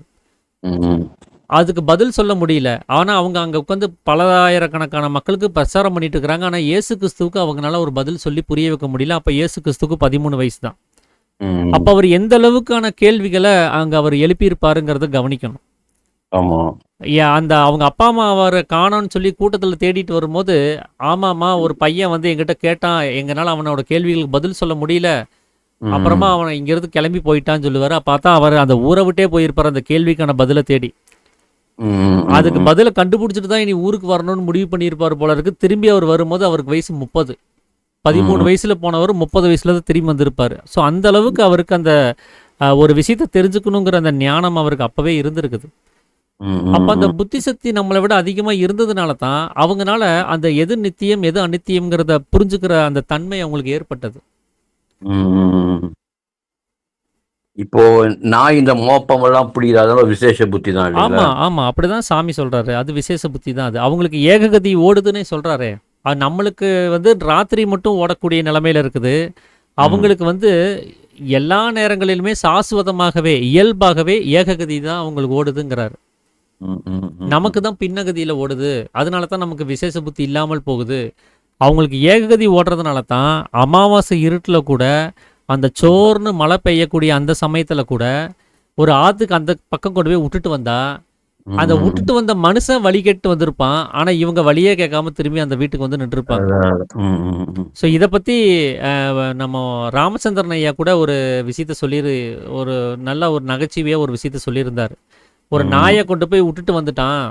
ம். விட்டுட்டு வந்தவன் வீட்டுக்கு வந்து சேரல, அவன் வழி தேடிட்டே சுத்திட்டு இருக்கிறான். ஆனா, அந்த அது நாய் வந்து முன்னாடியே வந்துருச்சு அந்த வீட்டுக்கு ஆமா. அப்படின்னு ஒரு நகைச்சுவையா கூட ஒரு விஷயத்த இதுக்கு முன்னாடி ஆமாமா. பதிவு பண்ணியிருந்தார். கரெக்ட். ம். இப்போ நமக்கு அது விசேஷ புத்தி வந்தா நம்மளும் அது மாதிரிலாம் வந்துருவோம். மோப்பம் பிடிக்க முடியும். மோப்பம் எங்கேயோ விட்டா பிடிக்க விட்டுட்டு முடியும், போயிடும். நம்மனாலையும் அந்த கூடு கட்ட முடியும் அப்படின்னு சாமி சொல்லல. ஒவ்வொரு ஆ, ஆ, உயிரினத்துக்கும் இருக்கக்கூடிய விசேஷ புத்திகளுடைய வகைகள் வேற. இப்ப ஆ, ஆ. தேனீக்களுக்குன்னு ஒரு விசேஷமா ஒரு புத்தி இருக்குது, எறும்புகளுக்குன்னு ஒண்ணு ஆமா. இருக்குது, கிளிகளுக்கு ஒண்ணு இருக்குது, சிங்கத்துக்கு ஒண்ணு இருக்கும். அந்த சரி. மாதிரி ஒவ்வொன்றுக்கும் ஒவ்வொரு விசேஷ புத்தி இருக்குது. அந்த மாதிரி மனிதனுக்கான விசேஷ புத்தி என்ன, மனிதன் அபிமானிச்சிருக்கக்கூடிய நமக்கு விசேஷ புத்தி என்ன அப்படின்னா, அது சாமி நித்திய அநித்திய வஸ்து விவேகம்னு சொல்றார். ஆ. எது இப்போ நித்தியம் எது அநித்தியம்ங்கிறத அவன் புரிஞ்சுக்குவாங்கிறார். ம். அந்த ஏககதி வரும்போது ஆ. அவன் எது உண்மை எது பொய்ங்கிறத தெளிவா புரிஞ்சுக்கிட்டு அந்த உண்மை ம். சைடுல அவன் நிக்க ஆரம்பிச்சிருவான். ம், ம், ம், அவனுக்கு ம். உலகம்ங்கிற ஒரு அவஸ்தை ஏற்படாதுங்கிறார். இப்போ உலகம்ங்கிற ஒரு நிலைமை நம்ம கண்ணுக்கு ஓ, தெரியுதுன்னு சொன்னா நம்ம அப்படி மிருகம் சொல்றாங்க. நமக்கு மிருகமாக இருக்கிறோம். அதனால தான் உலகம்ங்கிற அவஸ்தை கண்ணுக்கு ஓகே, தெரியுது. Okay, okay. அதை ஆ, ஆ. உண்மைன்னு நம்ம நம்புறோம். ம், ம், ம், எப்போ ம், ம். நமக்கு நித்திய அநித்திய வஸ்து விவேகம் புரிஞ்சு எது நித்தியம்ங்கிறத தெரிஞ்சுக்கிட்டோமோ அப்போ உலகம்ங்கிற விஷயம் நசிஞ்சு போயிருங்கிறார். ஓ, அது மாதிரி அப்ப நிறைய பேர் இருக்காங்க. இப்போ நம்ம உடல் மனம் புத்தி கிடையாது, நம்ம ஒரு பிரம்மம் ஒரு ஆத்மா ம். அப்படின்னு அந்த லெவல் வந்தாலே அது விசேஷ புத்தி தான். ஆமா. அது கரெக்டுங்களா? வந்து ஆமா, ஆமா. அந்த மாரி நாம சும்மா ஒரு விஷயத்த தெரிஞ்சுக்கிட்டு பேசுறதுல பலன் கிடையாது. ஆமா, அது அனுபவிக்கணும். இயல்பாகவே அந்த அனுபவத்துல வரணும். அந்த உணர்வுலயே இருக்கணும். ஆமா. இந்த உலகம் பொய் அப்படின்னு சொல்லி இங்க பிரச்சாரம் பண்ணிட்டு, ஆ, ஆ. வீட்ல இருக்கக்கூடிய பையனுக்கோ, அம்மாவுக்கோ, ஒய்ஃபுக்கோ, இல்ல கூட இருக்கிறவங்களுக்கோ உடம்பு சரியில்லன்னு சொன்னா பதறக்கூடாது. அதான் இல்லைங்களா? கரெக்ட். அது சும்மா சொல்லிட்டு நம்ம அந்த ஆக்ஷன்ஸ்ல வந்து அப்படி இருக்கக்கூடாது. அதான் ஆனா ஒரு ஞானி பார்த்தீங்கன்னா, அவர் அப்படியே பதறாம தான் இருப்பாரு. அதான் அவர் சொல்றதும் இது உலகம்ங்கிறது கனவுன்னு சொன்னார்னா, அவர் பார்க்கறதே கனவாகத்தான் அதை கவனிப்பார். கனவுல தானே இதெல்லாம் நடக்குது, நடந்துட்டு போட்டோம் அப்படின்ட்டு அவர் பாட்டுக்கு வேடிக்கை மட்டும் பார்த்துட்டு இருப்பாரு. நம்மள மாதிரி பதட்டமாயி அந்த கனவோட ஒன்றி போக மாட்டாரு. ஸோ இப்ப எல்லாம் ஆக வேணும். அட்லீஸ்ட் நமக்கு அந்த சங்கல்பமாவது எடுத்துக்கணும். இப்பெல்லாம் ஆக வேணும், அந்த எண்ணமாவது வர வேணும். சாமி வந்து அதை முதல்ல தெரிஞ்சுக்க சொல்றாரு. அப்புறம் அதை பிராக்டிக்கலா புரிஞ்சுக்கிறதுக்கு பயிற்சி பண்ண சொல்றாரு. அது பிராக்டிக்கல் வரும்போது தான் அது செயல்முறையில அது ரெஃப்ளெக்ஷன் ஆகும். இப்போ புத்தியில பதிவு பண்ணி வச்சுக்கிட்டு தெரிஞ்சு வச்சுக்கிட்டோம். அது நமக்கு செயல்முறையில வரணும் அப்படின்னா அது நம்ம அனுபவத்துக்கு வரும்போது தான் அது வந்து செயல்முறையில இயல்பாகவே மாறிடும். அதான் இப்போ ரமணர் தான் சொல்லுவாருங்க, ம், ரொம்ப கவலையா இருக்கான்னு சொன்னா அந்த கவலை எங்க இருந்து வருது, ம், அங்க நீ ஒடுங்கு அப்படின்னுவாரு. ம், அதாவது நம்ம வந்து உணர்வா தான் இருக்கோம். ஃபர்ஸ்ட் நம்பர் ஒண்ணுமே கிடையாது. அந்த உணர்வு நிலையில இருந்தா நம்ம வெளியே அப்படியே புலருங்க வழியா வந்து உலகம் பூரா பார்க்க ஆரம்பிக்கிறோம். ம், அந்த உணர்வு நிலையில இருந்தா அதுதான் கடவுள் தன்மைன்னு சொல்றாங்க. ம், ம், So, நமக்கு இது மாதிரி ஏதோ ஒரு கவலைகள் வரும்போது கூட அதெல்லாம் விட்டுட்டு எங்க அந்த உணர்வு அப்படியே நம்ம உள்ள போய் போய் பிராக்டிஸ் பண்ணா நமக்கு ஆட்டோமேட்டிக்கா அது வந்துடும். ம். அந்த கவலை போயிடுது. அது நானே டெஸ்ட் பண்ணி பார்த்துருக்கேன். ஏதோ ஒரு பிரச்சனை வரும்போது அந்த தாட்டே விட்டுட்டு எங்க இருந்து வந்துச்சு அப்படி அதுலயே நம்ம போயிட்டோம்னா அது மெல்லமா போயிடுது. அது நம்ம டீப்பா சிந்திக்கணும் அவசியம் வர்றது இல்லை. ஆமா, ஆமா. அந்த நிலைக்கு நம்ம போக மாட்டேன்ற இந்த கவலையே தான் உழண்டுனே இருக்கும். அதுதாங்க பிரச்சனை ஆகுது. நமக்கு வந்து சாமி என்ன சொல்லியிருக்கிறாருன்னா, சதா அபியாசம் பண்ணிட்டு இருந்தாலே போதுங்கிறார். ஆமா, அதுவும் கரெக்ட் தான். இந்த அபியாசம் செஞ்சுட்டு இருந்தாலே நீங்க வேற எதையும் ஃபோக்கஸ் பண்ண முடியாது. ஆமா, மூரத்தை சேர்ந்தோம் அதேதான். ஆமா. அப்போ இதுல ஒரு விஷயத்துல அதை ஒருமுகப்படுத்திட்டீங்கனாலே போதும். 10 விஷயத்துல ஆமா. ஓடுறத தடுத்து நிறுத்திட்டீங்க அப்படின்னு சொன்னாலே பந்தங்கள்ல இருந்து நீங்க விடுபட்டுறலாம். அந்த உணர்வு நிலைக்கு போறது கொஞ்சம் கஷ்டம். பட் இவர் அபியாசம் சொல்றது கொஞ்சம் ஈஸி தான். ம். அப்படியே பண்ணா ப்ராக்டிஸ் ஆயிடலாம். ஆமா. இன்னொன்னும் இந்த 2ஆம் அத்தியாயத்துல சாமி சொல்லியிருப்பாரு. இந்த மனசை நீங்க வெளியில இருக்கக்கூடிய விஷயங்கள்ல எதுலயாவது போய் நீங்க ஈடுபடுத்துனீங்கன்னு சொன்னா அது அங்க ஈடு கொடுக்காது. ஒரு விஷயத்த செய்யும் போது இன்னொரு விஷயத்துல ஓடிட்டே தான் இருக்கும். ஏன்னா அந்த மனசுக்கு வந்து அது லயிச்சு போகக்கூடிய தன்மைங்கிறது வெளியில எந்த விஷயத்திலையும் கிடையாது. ஆமா ஆமா. அந்த மனம் லயிக்கணும் அப்படின்னு சொன்னா அது எங்கிருந்து உற்பத்தியாச்சோ அங்கேயே அந்த ஸ்தானத்துக்கே போனால் மட்டும்தான் லயிக்க முடியும். அதுதான். எப்படி ஜலத்திலிருந்து உப்பு வந்ததுனால அந்த உப்பு ஜலத்திலேயே நசிஞ்சு போகுதோ, தான் எங்கிருந்து உண்டானமோ அந்த ஜலத்திலேயே அந்த உப்பு நசிஞ்சு போற மாதிரி இந்த மனம் எங்கிருந்து உண்டாச்சோ அதே இடத்துக்கு போனால் மட்டுமே தான் இது லயிக்கும் அப்படிங்கிறதையும் ஒரு விஷயத்த சொல்லியிருப்பாரு. அதேதான் ரமணர் சொல்றாரு. ஆமா, என்ன சொல்ற ஆமா. டிக்டோ அதேதான் சொல்றாரு. ஆமா, அந்த புருவ மத்தியத்திலிருந்து தானே அந்த சிந்தனை எழுந்தது, அங்கேயே போங்க அப்படிங்கிறார். அவர் வந்து விசாரணை மார்க்கம் மூலமாக போகணுங்கிறாரு. ஆமா ஆமா. சாமி வந்து யோக மார்க்கம் மூலமாக போங்க அப்படிங்கிறார். அந்த இடத்துல ஃபோக்கஸ் பண்ணி போயிடுங்கன்றது. ஆமா. கதி அபியாசம் செஞ்சு இந்த மனச கொண்டு போய் நிலைநிறுத்தக்கூடிய அந்த யோக மார்க்கம் மூலமாக நம்மள அங்க மனச கொண்டு போய் சேர்க்க சொல்றாரு. இதே நம்ம அந்த 22ஆம் அத்தியாயத்துல கூட சாமி சொல்லியிருப்பாரு, சம்யோகம் செய்யக்கூடிய சமயத்துல கூட உள்ளுக்குள்ளாரையே மேலும் கீழும் கதி நடக்கிறதுனால தான் இந்த மனமானது புருவ மத்தியத்துல போய் தொடுது அப்படிங்கிறார். அந்த உள்முக பயணம் அங்க நடக்கிறதுனால தான் அது அங்க மனமானது புருவ மத்தியத்துக்கு போகுது, ஜீவனை போய் தொட்டு அந்த சுகத்தை அனுபவிச்சுட்டு கீழே வருது அப்படிங்கிறார். அப்ப அங்கேயும் அந்த சமீரனுங்கிற கதி நடக்கவே செய்யுது. இன்னொரு இடத்துலயும் நடக்குது. அது எங்கன்னா ஆலோசனை செய்யக்கூடிய சமயம்ங்கிறார். ஒரு விஷயத்த டீப்பா யோசிக்கும் போது கூட வெளியில இருக்கக்கூடிய உலகம் பிளாங்க் ஆயிரும். யாரோ ஒருத்தர் எதிரில் நிக்கிறது கூட நமக்கு தெரியாது, சப்தம் கேட்காது. ஆழ்ந்த சிந்தனையில மனமானது புருவ மத்தியத்துக்கு போயிருக்கும். அப்ப அந்த நேரத்துல நமக்கு நம்ம உலகத்துல தான் இருப்போம், ஆனா உலகத்தை கவனிக்க முடியாது. ஏன்னா மனம் உள்ளுக்குள்ளார புத்தி வந்து அதைய அந்த பதிவுகள் எடுக்க போயிருது இல்லையா? அந்த மாதிரி இந்த மனசை எப்பவுமே புருவ மத்தியத்திலே வச்சிருந்தோம்னு சொன்னா இந்த உலகத்திலே இருக்கலாம், ஆனா நம்ம எதுலையும் பந்தப்படாம இருக்க முடியும். அப்படிதான் அவர் வந்து பிராக்டிஸ் பண்ணவும் சொல்றாரு. இறுதியா இன்னொரு விஷயத்தையும் நான் சொல்லிடுறேன். 3வது அத்தியாயத்துல வந்து சாமி ஒரு டாபிக் சொல்லியிருப்பாரு. மேல் வீட்டில் இருந்து இந்த உலகத்தை பார்த்தோம்னு சொன்னா நம்ம எல்லாத்தையுமே வெறுமனே கவனிச்சுட்டு இருக்கலாம். ஆனா கீழ் ஃப்ளோர்ல இருந்து கவனிச்சோன்னு சொன்னா நாம இதோட அட்டாச்மெண்ட் ஆயிருவோங்கிறார். வெளியில ஒரு தெருவில் சண்டை நடந்துட்டு இருக்குது. நம்ம கீழ் ஃப்ளோர்ல இருந்தோம்னு சொன்னா இயல்பா அந்த வாசலை விட்டு தாண்டி போய் சண்டையை ஒன்று விளக்குறதுக்கோ இல்லை சண்டையில ஒரு டீமோட சேர்ந்து சண்டை போடுறதுக்கோ ஒரு காரணமாயிரும். ஆனா மாடி மேலே இருந்து அந்த சண்டையை வேடிக்கை பார்த்தோம்னு சொன்னா வேடிக்கை மட்டும் தான் பார்க்க முடியும், அதோட சேர முடியாது. ஆமா, அதனால மேல் வீட்லயே இருந்து இந்த உலகத்தை கவனிக்கலாம். அதுக்கு புருவ மத்தியத்துல கவனத்தை வச்சுக்கிட்டு கதி அபியாசம் பண்ணிக்கிட்டே இந்த உலகத்துல இருக்கக்கூடிய எல்லா காரியங்களையும் செய்ய முடியும். ஆனா எதுலையும் பந்தப்படாமலே அதை செய்ய முடியும் அப்படிங்கிறத சாமி சொல்லியிருக்கிறார். சந்தோஷம் சந்தோஷம். ஆத்து நமஸ்காரங்க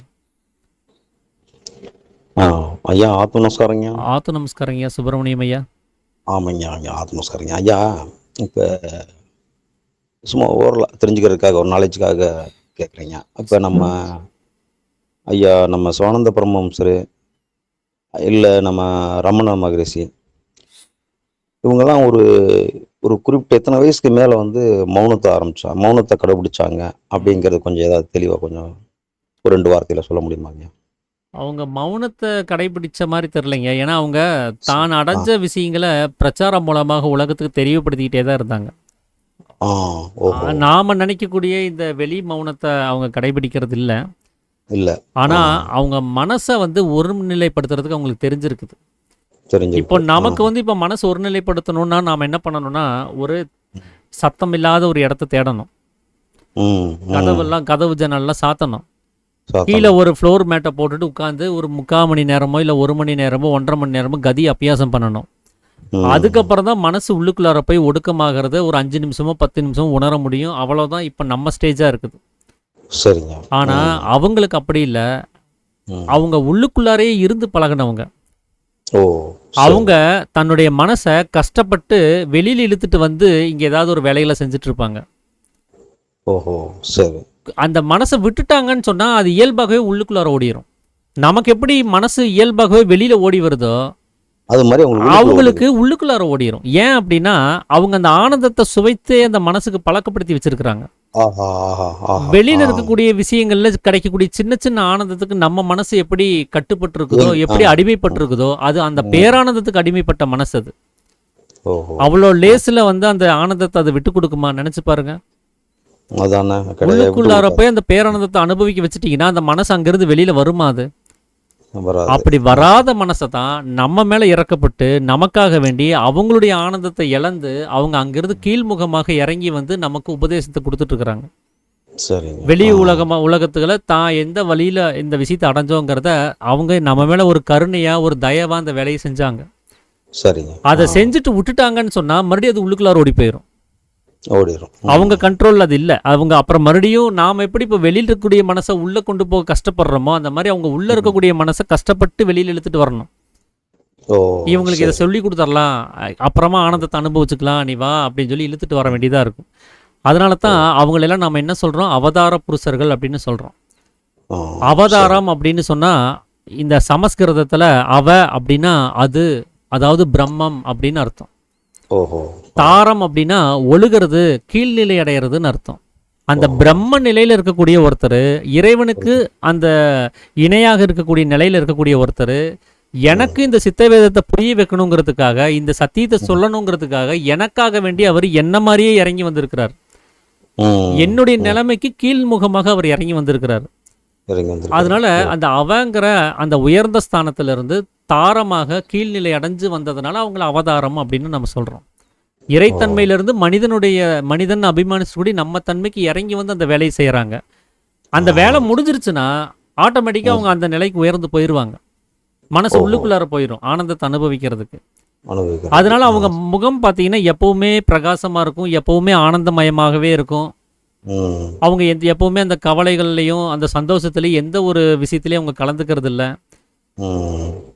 அதனால அவங்களுக்கு வந்து இந்த நம்மள மாதிரி கஷ்டப்பட்டு மனசை கொண்டு போய் சேர்க்கணுங்கிறது கிடையாது. அவங்க கஷ்டப்பட்டு தான் இந்த உலகத்திலேயே வாழ வேண்டியதாக இருக்கும். ஏன்னா அந்த பேரின்பத்தை விட்டுட்டு வந்து நமக்காக வேண்டி இந்த வெளி விஷயங்கள்ல தன்னுடைய ஜீவனை இழந்துட்டு இருக்க வேண்டிய ஒரு சூழலை தான் அவங்க ஏற்படுத்திட்டு இருக்கிறாங்க.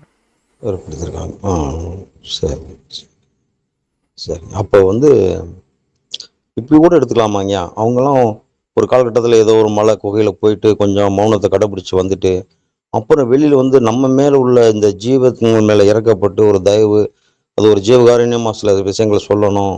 அதான் சொல்கிறேன். இதே பாயிண்ட், எக்ஸாக்ட் இதே பாயிண்ட்டை தான் நானும் சொல்ல வரேன். சரிங்க சரிங்க. அவங்க நம்ம மேலே இருக்கிற இறக்கத்துல தான் தன்னுடைய நிலையை விட்டு இறங்கி கீழே வந்திருக்காங்களே தவிர அவங்களுக்கு இங்கே இருந்து எதையாவது ஒன்று செய்யணும்னு அவங்களுடைய நோக்கம் கிடையாது. இவங்க இங்க எந்த ஒரு மார்க்கத்தையும் யாருமே ஸ்தாபிக்க கிடையாது. சத்தியத்தை பரப்புறதுக்கு வந்தாங்க. அவருடைய ஃபாலோவர்ஸ் நம்மள மாதிரி ஆட்கள் தான் இது ஒரு மார்க்கமாக நாம் இங்கே உண்டு பண்ணி வச்சுக்கிட்டு அவங்கள வாழ்த்தவும் அவங்கள வணங்கவும் செஞ்சுட்டு இருக்கிறோமே தவிர அவங்க வந்து நம்மளை யாராவது வாழ்த்தணும் வணங்கணுங்கிற நோக்கத்தில் இருக்கிறவங்களே அவங்க கிடையாது. நாம முன்னேறணுங்கிறதுக்காக அவங்க தன்னுடைய நிலையை விட்டு இறங்கி வந்து நமக்கு நம்ம மேல இருந்த ஒரு தயவை அவங்க காமிச்சிட்டு போயிருக்காங்க. ஏன்னா அவங்கள பொறுத்த வரைக்கும் அவங்க ஜீவன் மேலே வைக்கக்கூடிய ஸ்நேகமும் ஒன்று தான், அவங்க எம் மேலே வைக்கக்கூடிய ஸ்நேகமும் ஒன்று தான். ரெண்டையும் அவங்க ஒன்றா பார்த்தவங்க, தன்னை போலவே பிறரை நேசிக்க தெரிஞ்சவங்க. அதனால இவங்களுக்காக நான் ஏன் என் ஜீவனை இழக்கணும் அப்படின்னு அவங்க நினைச்சவங்க கிடையாது. அப்படி நினைச்சிருந்தாங்கன்னா நமக்கு சத்தியமே வெளிப்பட்டு இருக்காது. இப்போ இதுக்கு முன்னாடி கூட பாலசுப்ரமணியம் ஐயா நினைக்கிறேன், அவர் பேசும்போது பல மாதங்களுக்கு முன்னாடி சொல்லியிருந்தார். ராமானுஜரை பற்றி ஒரு விஷயம் வந்து சொன்னதாக நான் கேள்விப்பட்டிருக்கிறேன். அவருக்கு கிடைச்ச உபதேசம் வந்து, ஒரு உபதேசத்தை நான் உங்களுக்கு தரேன், ஆனால் யார்கிட்டையும் சொல்லிடாதீங்க, சொன்னீங்கன்னா உன்னுடைய தலை வெடிச்சிரும் அப்படின்னு சொன்னாலும் கூட பரவாயில்ல, இந்த உபதேசம் பலருக்கு பிரயோஜனமாக இருக்குமேன்னு சொல்லிட்டு அவருடைய முதல் வேலை வெளியில் போய் தன்னுடைய தலை செதறினாலும் பரவாயில்லன்னு சொல்லி எல்லாத்தையும் கூப்பிட்டு உபதேசம் கொடுத்ததா ஒரு விஷயத்த சொன்னாங்க. அப்போ எந்த அளவுக்கு தன்னுடைய உயிரையும் மற்றவங்களுடைய உயிரையும் வேறாக பார்க்காத ஒரு மனநிலைமை இருக்குதுன்னு பாருங்க. அந்த அளவுக்கு அந்த இரண்டுக்குமான நிலைமை இருந்தாதான் அந்த இறைத்தன்மைங்கிறது கிடைக்கும். அதை சாமி இன்னொன்று இடத்துல எப்படி சொல்லியிருப்பாருன்னா, இந்த சின்ன புஸ்தகங்கள்ல வரும்னு நினைக்கிறேன்.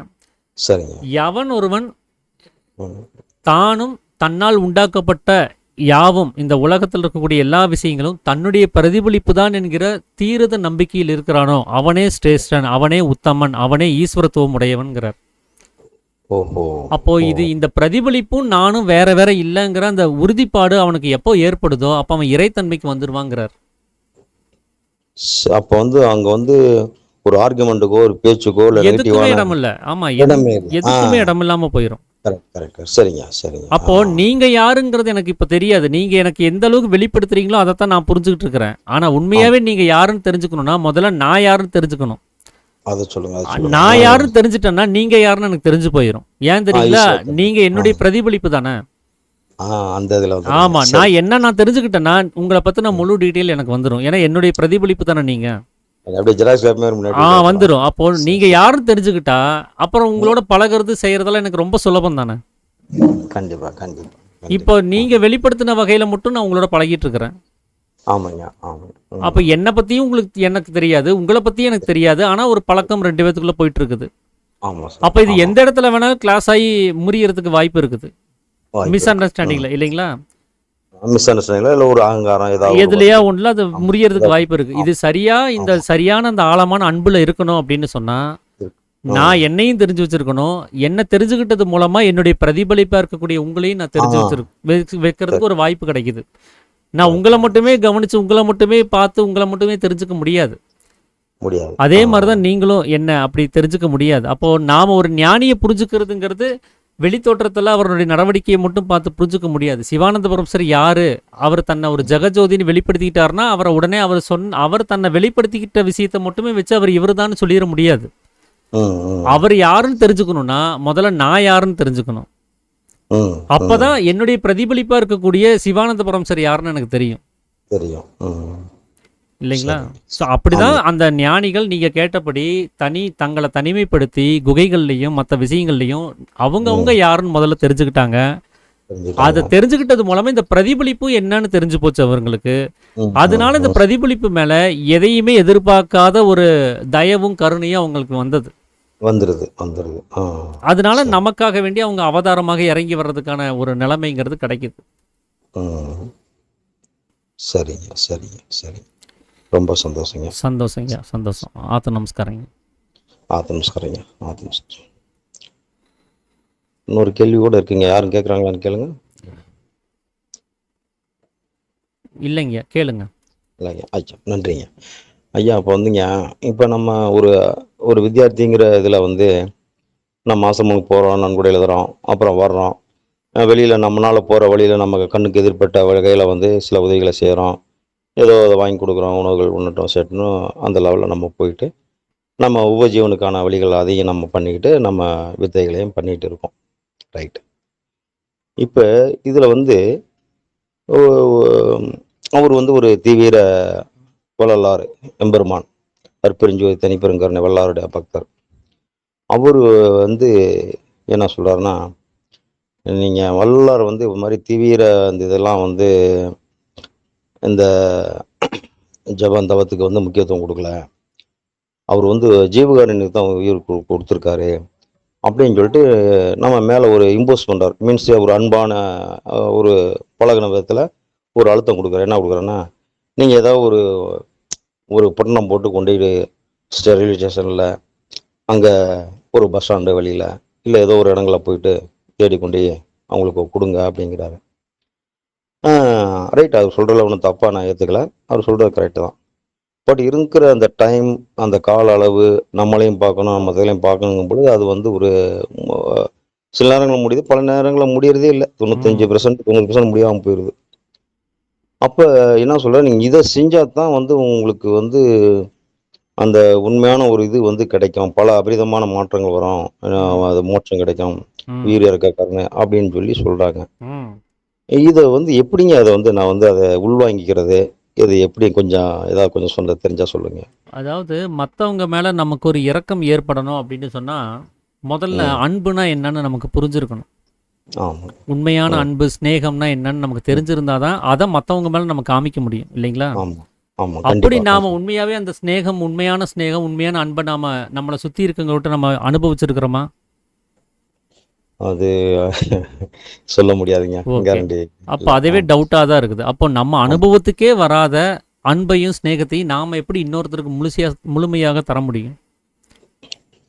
அருமையான கேள்வி. இன்னொன்று, அந்த அன்பும் ஸ்நேகமும் இல்லைன்னா நம்மளால வாழவே முடியாது. அது நமக்கு கிடைச்சிட்டு தான் இருக்குது, நாம அந்த போர்ஷனை நம்ம கவனிச்சது கிடையாது. அதை நீங்க எப்போ கவனிக்கிறோமோ நாம அப்பதான் அந்த உண்மையான அன்பையும் ஸ்நேகத்தையும் புரிஞ்சுக்க முடியும். அதுக்கப்புறம் தான் அதை மற்றவங்க மேல நம்ம காமிக்க முடியும். அந்த அன்பு ஸ்நேகமும் நமக்கு எங்கிருந்து கிடைச்சிட்டு இருக்குது அப்படின்னு சொன்னா நமக்கு உள்ளார இருக்கக்கூடிய ஜீவன் மேல இருந்து கிடைச்சிட்டு இருக்குது. நீங்க அந்த ஜீவனை கவனிக்காட்டினா கூட அது உங்களை காப்பாத்துற வேலையை சரியா செஞ்சுக்கிட்டே தான் இருக்குது. உங்களுக்கு வேண்டியதை செஞ்சு கொடுத்துட்டே இருக்கு. தன்னுடைய ஆற்றலை இழந்து உங்களுக்கான எல்லா விஷயங்களையும் செஞ்சுக்கிட்டே தான் இருக்குது. நான் பார்க்கணும், எனக்கு இந்த காட்சியை பார்க்கணும் அப்படின்னு சொன்னா சரி பாரு அப்படின்னு சொல்லிட்டு தன்னை இழந்துட்டு தான் அந்த வேலையை செய்ய அனுமதி கொடுக்குது. நான் இதை கேட்கறேன் அப்படின்னு சொன்னா தன்னை இழந்துட்டு தான் சரி கேட்டுக்கோன்னு சொல்லுது. இப்படி நம்மளுடைய ஒவ்வொரு செயலுக்காகவும் ஒருத்தன் இப்படி தன்னுடைய உசிரை கொடுத்தான் அப்படின்னு சொன்னா அவனை நம்ம என்னன்னு சொல்ல முடியும்? நினைச்சு பாருங்க. நம்ம கூடயே இருக்கிற ஒரு நண்பர் நம்மளுடைய செயல்களுக்காக அவர் தன்னுடைய உயிரை அர்ப்பணிக்கிறாருன்னு சொன்னா அவர் மேல நமக்கு எவ்வளவு ஒரு அன்பு வரணும். எனக்காக ஒருத்தன் உயிரே கொடுக்குறான்டா அப்படின்னு சொல்றோம் இல்லையா? ஆமா ஆமா அந்த ஆமா மாதிரி நம்மளுடைய ஒவ்வொரு செயல்களுக்கு பின்னாடி அந்த உள்ள இருக்கக்கூடிய ஜீவன் தன்னுடைய தன்னுடைய ஆற்றலை இழந்துகிட்டே இருக்கு, தன்னையே இழந்துட்டு தான் இருக்குது பிறந்ததுல சரிங்க இருந்து இப்ப வரைக்கும். ஆனா அவனை நம்ம திரும்பி பார்த்ததே கிடையாது, அவனை பத்தி நம்ம யோசிச்சதும் கிடையாது, அவனை பத்தி பேசினதும் கிடையாது, அவனை ஆமா புரிஞ்சுக்கிட்டதும் கிடையாது. ஆனா ஆமாங்க எல்லா இடத்துலயும் அவனை உதாசீனப்படுத்திட்டு தான் இருக்கிறோம், அவனை விட இன்னொருத்தனுக்கு முக்கியத்துவம் கொடுத்துட்டு தான் இருக்கிறோம். ஆமா ஆனாலும் அந்த உண்மையான அன்பை கவனிச்சு பாருங்க. ஒருத்தன் 50 வருஷமா நம்மளை உதாசீனப்படுத்துறான், நம்ம ஏன் இனி இவனுக்கு செய்யணும்னு அது நினைக்கல, இப்பவும் செஞ்சுட்டே இருக்குது. செஞ்சுட்டாரு இப்பவும் அதை நம்ம கவனிக்கலனாலும் நாளைக்கும் அதை செஞ்சுக்கிட்டே இருக்கும். அதனுடைய செஞ்சு வேலை கொடுத்துக்கிட்டே இருக்கிறது, அவ்வளவுதான். தன்னை சரி இழந்துகிட்டே இருக்கிறது, நம்மளுடைய சந்தோஷத்துக்காக தன்னை இழக்கிறத மட்டுமே அது செஞ்சுட்டு இருக்குது. ஒரு சாட்சி பாவனையிலிருந்து செஞ்சுக்கிட்டே இருக்கு, அதுதானே பார்த்துக்கிட்டே இருக்கு. உண்மையான அன்புங்கிறது.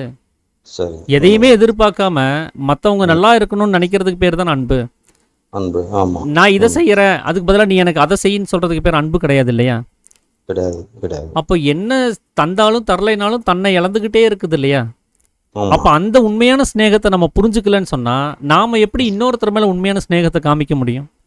நம்ம அவன் நம்ம மேல ஒருத்தர் உள்ள இருக்கக்கூடிய ஜீவன் நம்மளை எவ்வளவு நேசிக்கிறாருங்கிறத நம்ம இன்னும் புரிஞ்சுக்கலையே. ஆமாங்க ஆமா இதுதான் இந்த அந்த ஆழமான நேசம் இதுதான். எப்போ அந்த நேசம் எப்போ புரியுதோ அப்பதான் நம்ம மத்தவங்களை நேசிக்கவே முடியும். அருமை அருமை அதனால ஆமா தான் முதல்ல தன்னை அறியணும் அப்படின்னு சொல்றாங்க. முதல்ல உள்ள இருக்கக்கூடிய ஜீவன் நம்மளுக்கு என்ன பண்ணுதுங்கிறத பாருங்க. என்ன நினைக்கிற உணரு அந்த ஜீவனுக்கு நாம இது நாள் வரைக்கும் என்ன பண்ணிட்டு இருந்தோங்கிறத யோசிச்சு பாருங்க. யோசிச்சு பாருங்க அதனால தான் உபதேசம் வாங்கும் போது அந்த ஜீவனை காப்பாத்துறது தான் என்னுடைய வேலைன்னு சொல்லி நம்ம அந்த ப்ராமிஸ் பண்ணி கொடுத்துருக்குறோம். ஆமாங்க மனதாலும் வாக்காலும் கர்மத்தாலும் சத்தியத்துக்கு விரோதமாக இந்த ஜீவனை வெளியில போய் நசிய விட மாட்டேன். இனிமேல் அந்த ஜீவனை பாதுகாக்கிறதா என்னுடைய வேலை. ஜீவனை பத்தின முக்கியத்துவம் சித்தவேதம் மூலமா நான் தெரிஞ்சுக்கிட்டேன். இந்த தெரிஞ்சுக்கிட்டேன் பயிற்சியின் மூலமாக அந்த ஜீவனை நான் காப்பாத்தி வைக்கிறது தான் இனி என்னுடைய வேலை. அதனால நான் தூங்கும் போது என்னுடைய கதி எப்படி ஓடிட்டு இருக்குதோ அது தூங்காத சமயத்திலேயே வருவதற்கு நான் அந்த முயற்சி செஞ்சுக்கிட்டே இருக்க போறேன். எந்த வேலை செய்யும் போதும் மேலும் கீழும் சதா அபியாசம் செஞ்சுக்கிட்டே என்னுடைய ஜீவனை காப்பாத்துற வேலையை மட்டுமே இனிமேல் செய்ய போறேன். செய்ய போறேன் இது நாள் வரைக்கும் என்ன பாதுகாத்துட்டு இருந்த ஜீவனை இனிமேல் நான் பாதுகாக்க போறேன் அப்படின்னு சொல்லி தான் அந்த உபதேசத்தை நம்ம வாங்கி வச்சிருக்கிறோம்.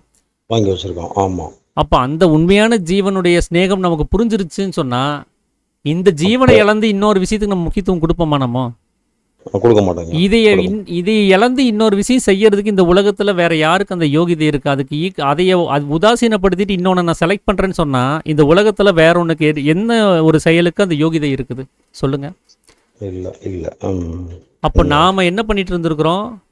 இதுக்கு முன்னாடி கூட ஒரு டாபிக் வந்திருக்கும், இந்த வயசான முதியவர் அந்த நாயை அடிச்சு துரத்தின ஒரு கதையை ஒன்று சாமி சொல்லியிருப்பாரு. அந்த மாதிரி நம்மளை காப்பாத்திட்டு இருக்கக்கூடிய அந்த நாயை அந்த முதியவர் அடிச்சு விரட்டின மாதிரி நம்மளை காப்பாத்திட்டு இருக்கக்கூடிய ஜீவனை தான் நம்ம இன்னும் நசி செஞ்சுட்டு இருக்கிறோமே தவிர அலட்சியப்படுத்திட்டே இருக்கோம். நம்மளை அழிக்கக்கூடிய வெளிபந்தங்களை இன்னும் பிடிச்சுக்கிட்டே இருக்கிறோம். ஸோ நமக்கு யார் பந்துக்கள் யார் சத்துருக்கள் நமக்கு தெரியல. ஏன் தெரியல அப்படின்னா நாமெல்லாம் வெறி பிடிச்ச நாய் ஆயிட்டோம். அதனால எஜமானனவே சாப்பாடு போட்டு காப்பாற்றக்கூடிய எஜமானனவே கடிக்கிறோம், சொந்த வீட்டிலே திருடுறோம்.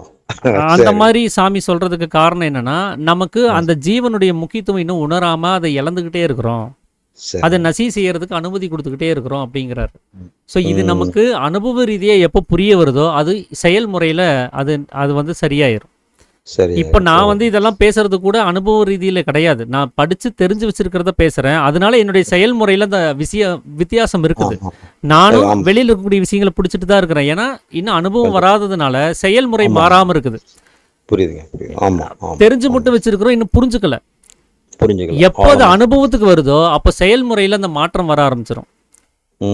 வெளியில இருக்கக்கூடிய விஷயங்கள் எல்லாம் விட ஆரம்பிச்சிருவோம், ஜீவன் தான் முக்கியம்னு அதை பாதுகாக்க ஆரம்பிச்சிருவோம். அப்ப அதுக்கு தான் சாமி இந்த பயிற்சியை மேலும் கீழும் அபியாசம் செஞ்சு அந்த ஜீவனை சதா பாதுகாக்கிற வேலையை செய்யுங்க அப்படிங்கிறாரு. அதனால நீங்க வெளியில இருக்கக்கூடிய ஜீவகாருண்யமாக ஏதாவது செயல் பண்றதா இருந்துச்சுன்னு சொன்னா அங்க உங்களுடைய ஜீவன் இலக்குதா இல்லையா?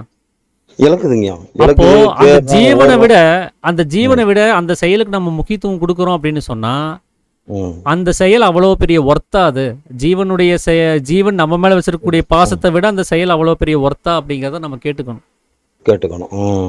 ஒர்த் இல்ல அப்படின்னு சொல்லிடுச்சுன்னா அதை விட்டுருங்க, அது எந்த செயலாக இருந்தாலும் சரி அதை அப்படியே ஸ்டாப் பண்ணிருங்க. ஆமா ஒர்த்து தான் சொல்லிடுச்சுன்னா செய்யுங்க, அது அவங்களுடைய மனம் அவங்கவுங்கள கற்பிக்கக்கூடிய ஒரு விஷயம் தானே. ஒருத்தருக்கு அவருக்கு சரின்னு படுது, எனக்கு தப்புன்னு படுது, ஆமா ஏன்னா என்னுடைய மனமாக இருக்கக்கூடிய குரு எனக்கு இந்த வகையில போதிக்கிறாரு, அவருக்கு அவருடைய மனமாக இருக்கக்கூடிய குரு அந்த வகையில போதிக்கிறாரு. அதனால நீங்க செய்யறது தப்புன்னு அவரோட வாதம் பண்ண வேண்டியது இல்ல.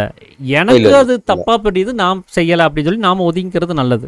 ஆமாங்க பாக்குறீங்க, நான் முடிஞ்ச அளவுக்கு செய்யறேங்க. நான் என்னால் எதிர்ப்படுபவர்களையும் நான் பார்ப்பவர்களுக்கு மட்டும் செஞ்சுட்டு போயிட்டே இருக்கீங்க. எனக்கு அந்த அளவுக்கு டைம் இல்லைங்க அப்படின்னு நான் சொல்லிட்டு ஆமா, அமைதியா அந்த மாதிரி சொல்லிட்டு போயிடலாமே தவிர அங்க போய் பிரதிவாதம் பண்ணிட்டு இருக்க கூடாது. ஐயோ வேணாம் வேணாம், அது வந்து நம்ம ஆமா, இந்த மாதிரி வள்ளலார் இப்படி சொல்லல, அப்படிதான் சொன்னாரு ஆ. அப்படின்னு சொல்லி நாம போய் பிரதிவாதம் பண்ண வேண்டியதில்லை. எனக்கு இல்ல. அந்த மார்க்கம் ஒத்து வந்துச்சா இல்லையா, என்னுடைய மனம் அந்த மார்க்கத்துக்கு அந்த செயலுக்கு சரின்னு சொல்லுச்சா இல்லையா, ஸோ இதை மட்டுமே நாம மனசுல வச்சுக்கிட்டு நம்ம செயல்பட்டுட்டு போக வேண்டியதுதான். உண்மை உண்மை கண்டிப்பாங்க. பக்குவம் வரும்போது என்ன ஆகும்னா மனமே நம்மளை அடுத்தடுத்த நிலைமைகளுக்கு கொண்டு போயிடும். கொண்டு போயிடும். ஆமா அந்த மனம் கொஞ்சம் பக்குவம் அடைகிற வரைக்கும் நம்ம ஒரு பேசிக் ஸ்டேஜில் இருப்போம். அப்புறம் அந்த மனம் பக்குவமாக நம்மளுடைய செயல்முறைகளை அது தானாக மாற்றிக்கிறதுக்கான வாய்ப்புகள் அது கொடுத்துக்கிட்டே தான் இருக்குது. கொடுத்துட்டே தான் இருக்கு.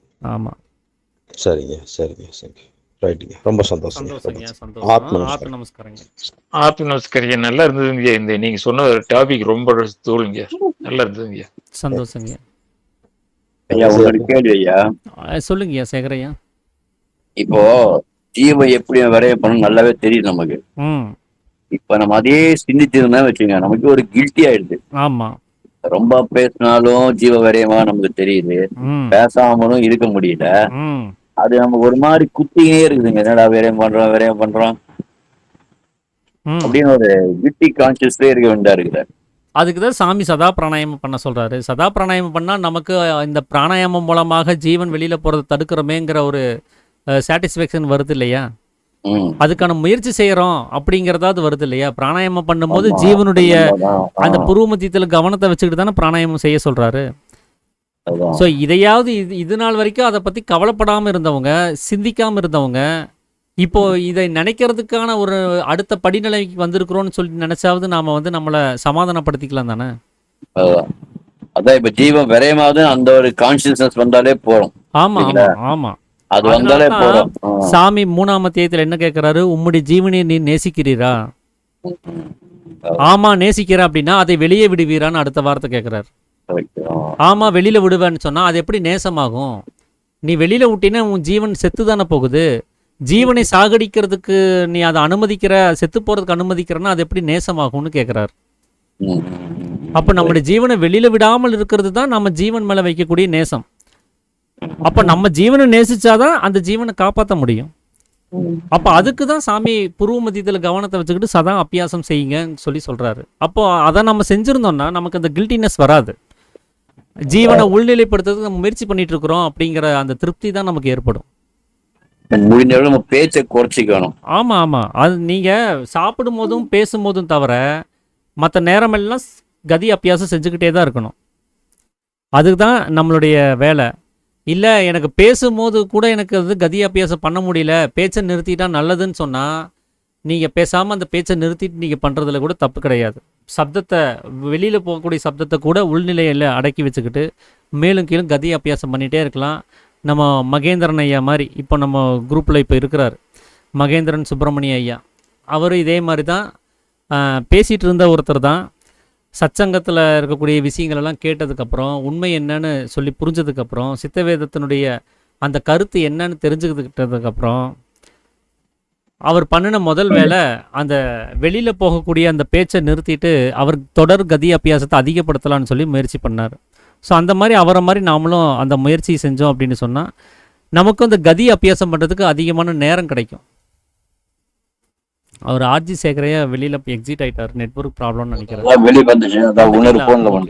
ஓகேங்க சரிங்க.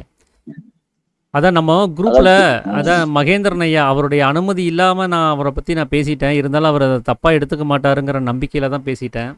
ஏன்னா அவர்கிட்ட அனுமதியும் கேட்க முடியாது, அவரால் அதுக்கு பதிலும் சொல்ல முடியாது, அவர் மௌனமாக இருக்கிறாரு. அவரும் பேசிகிட்டு இருந்தவர் தான். சாப்பிடும் போதும் பேசும்போதும் தவிர்த்து மற்ற நேரங்களெல்லாம் கதி அபியாசம் செய்யணும், முடிஞ்ச அளவில் பேச்சை குறைச்சிக்கிட்டா கதி அபியாசம் பண்ணுறதுக்கு நமக்கு நல்ல ஒரு நேரம் கிடைக்கும்னு சொன்னதுனால அவர் தன்னை முழுமையாக மௌனமாக்கிக்கிட்டு சாப்பிடும்போது மட்டும் அவர் கதி அபியாசம் பண்ணாமல் மீதி நேரங்களெல்லாம் கதி அபியாசம் பண்ணுறதுக்கு தயாரான ஆனவர் அவர். அந்த மாதிரி நீலாம் நமக்கு வருவார் இல்லைங்களா நீலாம்பூருக்கு.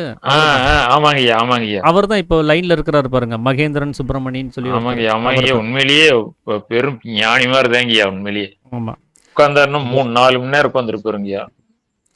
அப்போ ஐயா ஐயா ம் ஐயா மன்னிக்கவும் இடையில குறிக்கிறதுக்கு. ம் ஐயா மகேந்திரன் ஐயா வந்து கரூர்ல இருந்து வர்றாங்க, அவரு தானுங்க? ஆமாங்கய்யா. ஆமாங்கய்யா ஆமாங்கய்யா ரைட் ரைட் ரைட், தெரிஞ்சு வந்தாங்க. இப்போ எதுக்கு அவரை இப்போ நான் உதாரணமாக சொல்ல வேண்டியது இருக்குது அப்படின்னா, அந்த வைராக்கியம் நம்ம எல்லாத்துக்கும் வேணுங்கிறதுக்காக தான்.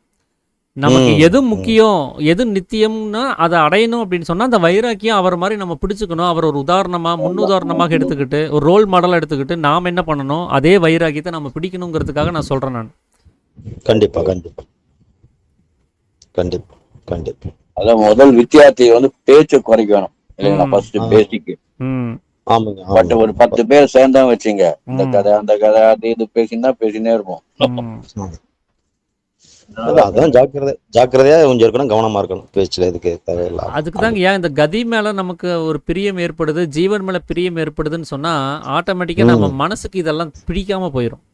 கண்டிப்பாங்க கண்டிப்பா. அந்த பிரியம் ஏற்பட்டுச்சுங்கிறதுக்கான ஆதாரமே இப்போ அவர் எப்படி இதை நிறுத்திடலான்னு முடிவு பண்ணாரோ அந்த மாதிரி நாமளும் நிறைய விஷயங்கள் நிறுத்த ஆரம்பிச்சிருவோம். அப்போ அங்கே உள்ள பிரியம் ஜாஸ்தி ஆயிடுச்சு, ஜீவ ஸ்நேகம் அதிகமாயிடுச்சுன்னு அர்த்தம். அப்போ அதனுடைய செயல் இங்க அந்த ஜீவ ஸ்நேகத்துக்கு தகுந்தபடி இங்க செயல்பட ஆரம்பிச்சிருவோம். ஆமாங்கய்யா அதனாலதான் அவரு பாத்தீங்கன்னா ஜபம் பண்றது 3 மணி நேரம் 4 மணி நேரம் சர்வசாதாரணமா பண்றாருங்கய்யா. அவர் கரூர்ல இருந்து கோயம்புத்தூருக்கு கிட்டத்தட்ட 4 மணி நேரம் டிராவலுங்கய்யா. ஆமாங்க. ஒவ்வொரு ஆமா. சனிக்கிழமையும் அவர் அங்கிருந்து புறப்பட்டு வந்து வந்து காலையில 3 மணி ஜபத்துல கலந்துக்கிட்டு சாயந்தரம் 3 மணி வரைக்குமே இருந்து இருந்து ஜபம் பண்ணி முடிச்சுட்டு திரும்ப சாயங்காலம் போயிடுவார். இது ஒவ்வொரு வாரமும். அந்த 3வது வாரம் மட்டும் அவர் வெள்ளையணை சித்த வித்யாபியாசலயத்துக்கு அவர் போயிடுவார் கரூர்ல, அங்க ஆமா, மாத ஆமா. ஜபம்னால. மீதி இருக்கக்கூடிய லோக்கல்ல அந்த 3 வாரமுமே கோயம்புத்தூருக்கு வந்துடுவார் அவர். நீலாம்பூர்ல கோயம்புத்தூர் வந்து நீலாம்பூர் நீலாம்பூர். ஆசிரமத்துக்கு வந்து அவர் அங்க அந்த 12 மணி நேரம் ஜபத்துல அவர் ஈடுபட்டு தான் போவார். கேள்விப்பட்டேன். நான் நல்ல கோயம்புத்தூர்ல லோக்கல்ல இருக்கக்கூடிய நானே ஏதாவது ஒரு வேலையை காரணம் காமிச்சுக்கிட்டு வீட்டில் இருக்கக்கூடிய வேலை வெளியில் இருக்கக்கூடிய வேலைன்னு சொல்லிட்டு நான் ஒரு சில வாரங்கள் போகாம இருக்கிறது உண்டு. ம். ஆனா அவர் வெளியூர்ல இருந்தாலும் கூட அதெல்லாம் பொருட்படுத்தாம அந்த வைராக்கியத்தோட வந்துட்டு போறார். அவரெல்லாம் பார்க்கும்போது எனக்கு என்ன நானே கேட்டுக்குவேன், நீ இங்க இருந்துட்டு உனக்கு என்ன அப்படின்னு என்ன நானே கேட்டுக்கக்கூடிய சூழல்லாம் நிறைய நடந்திருக்குது.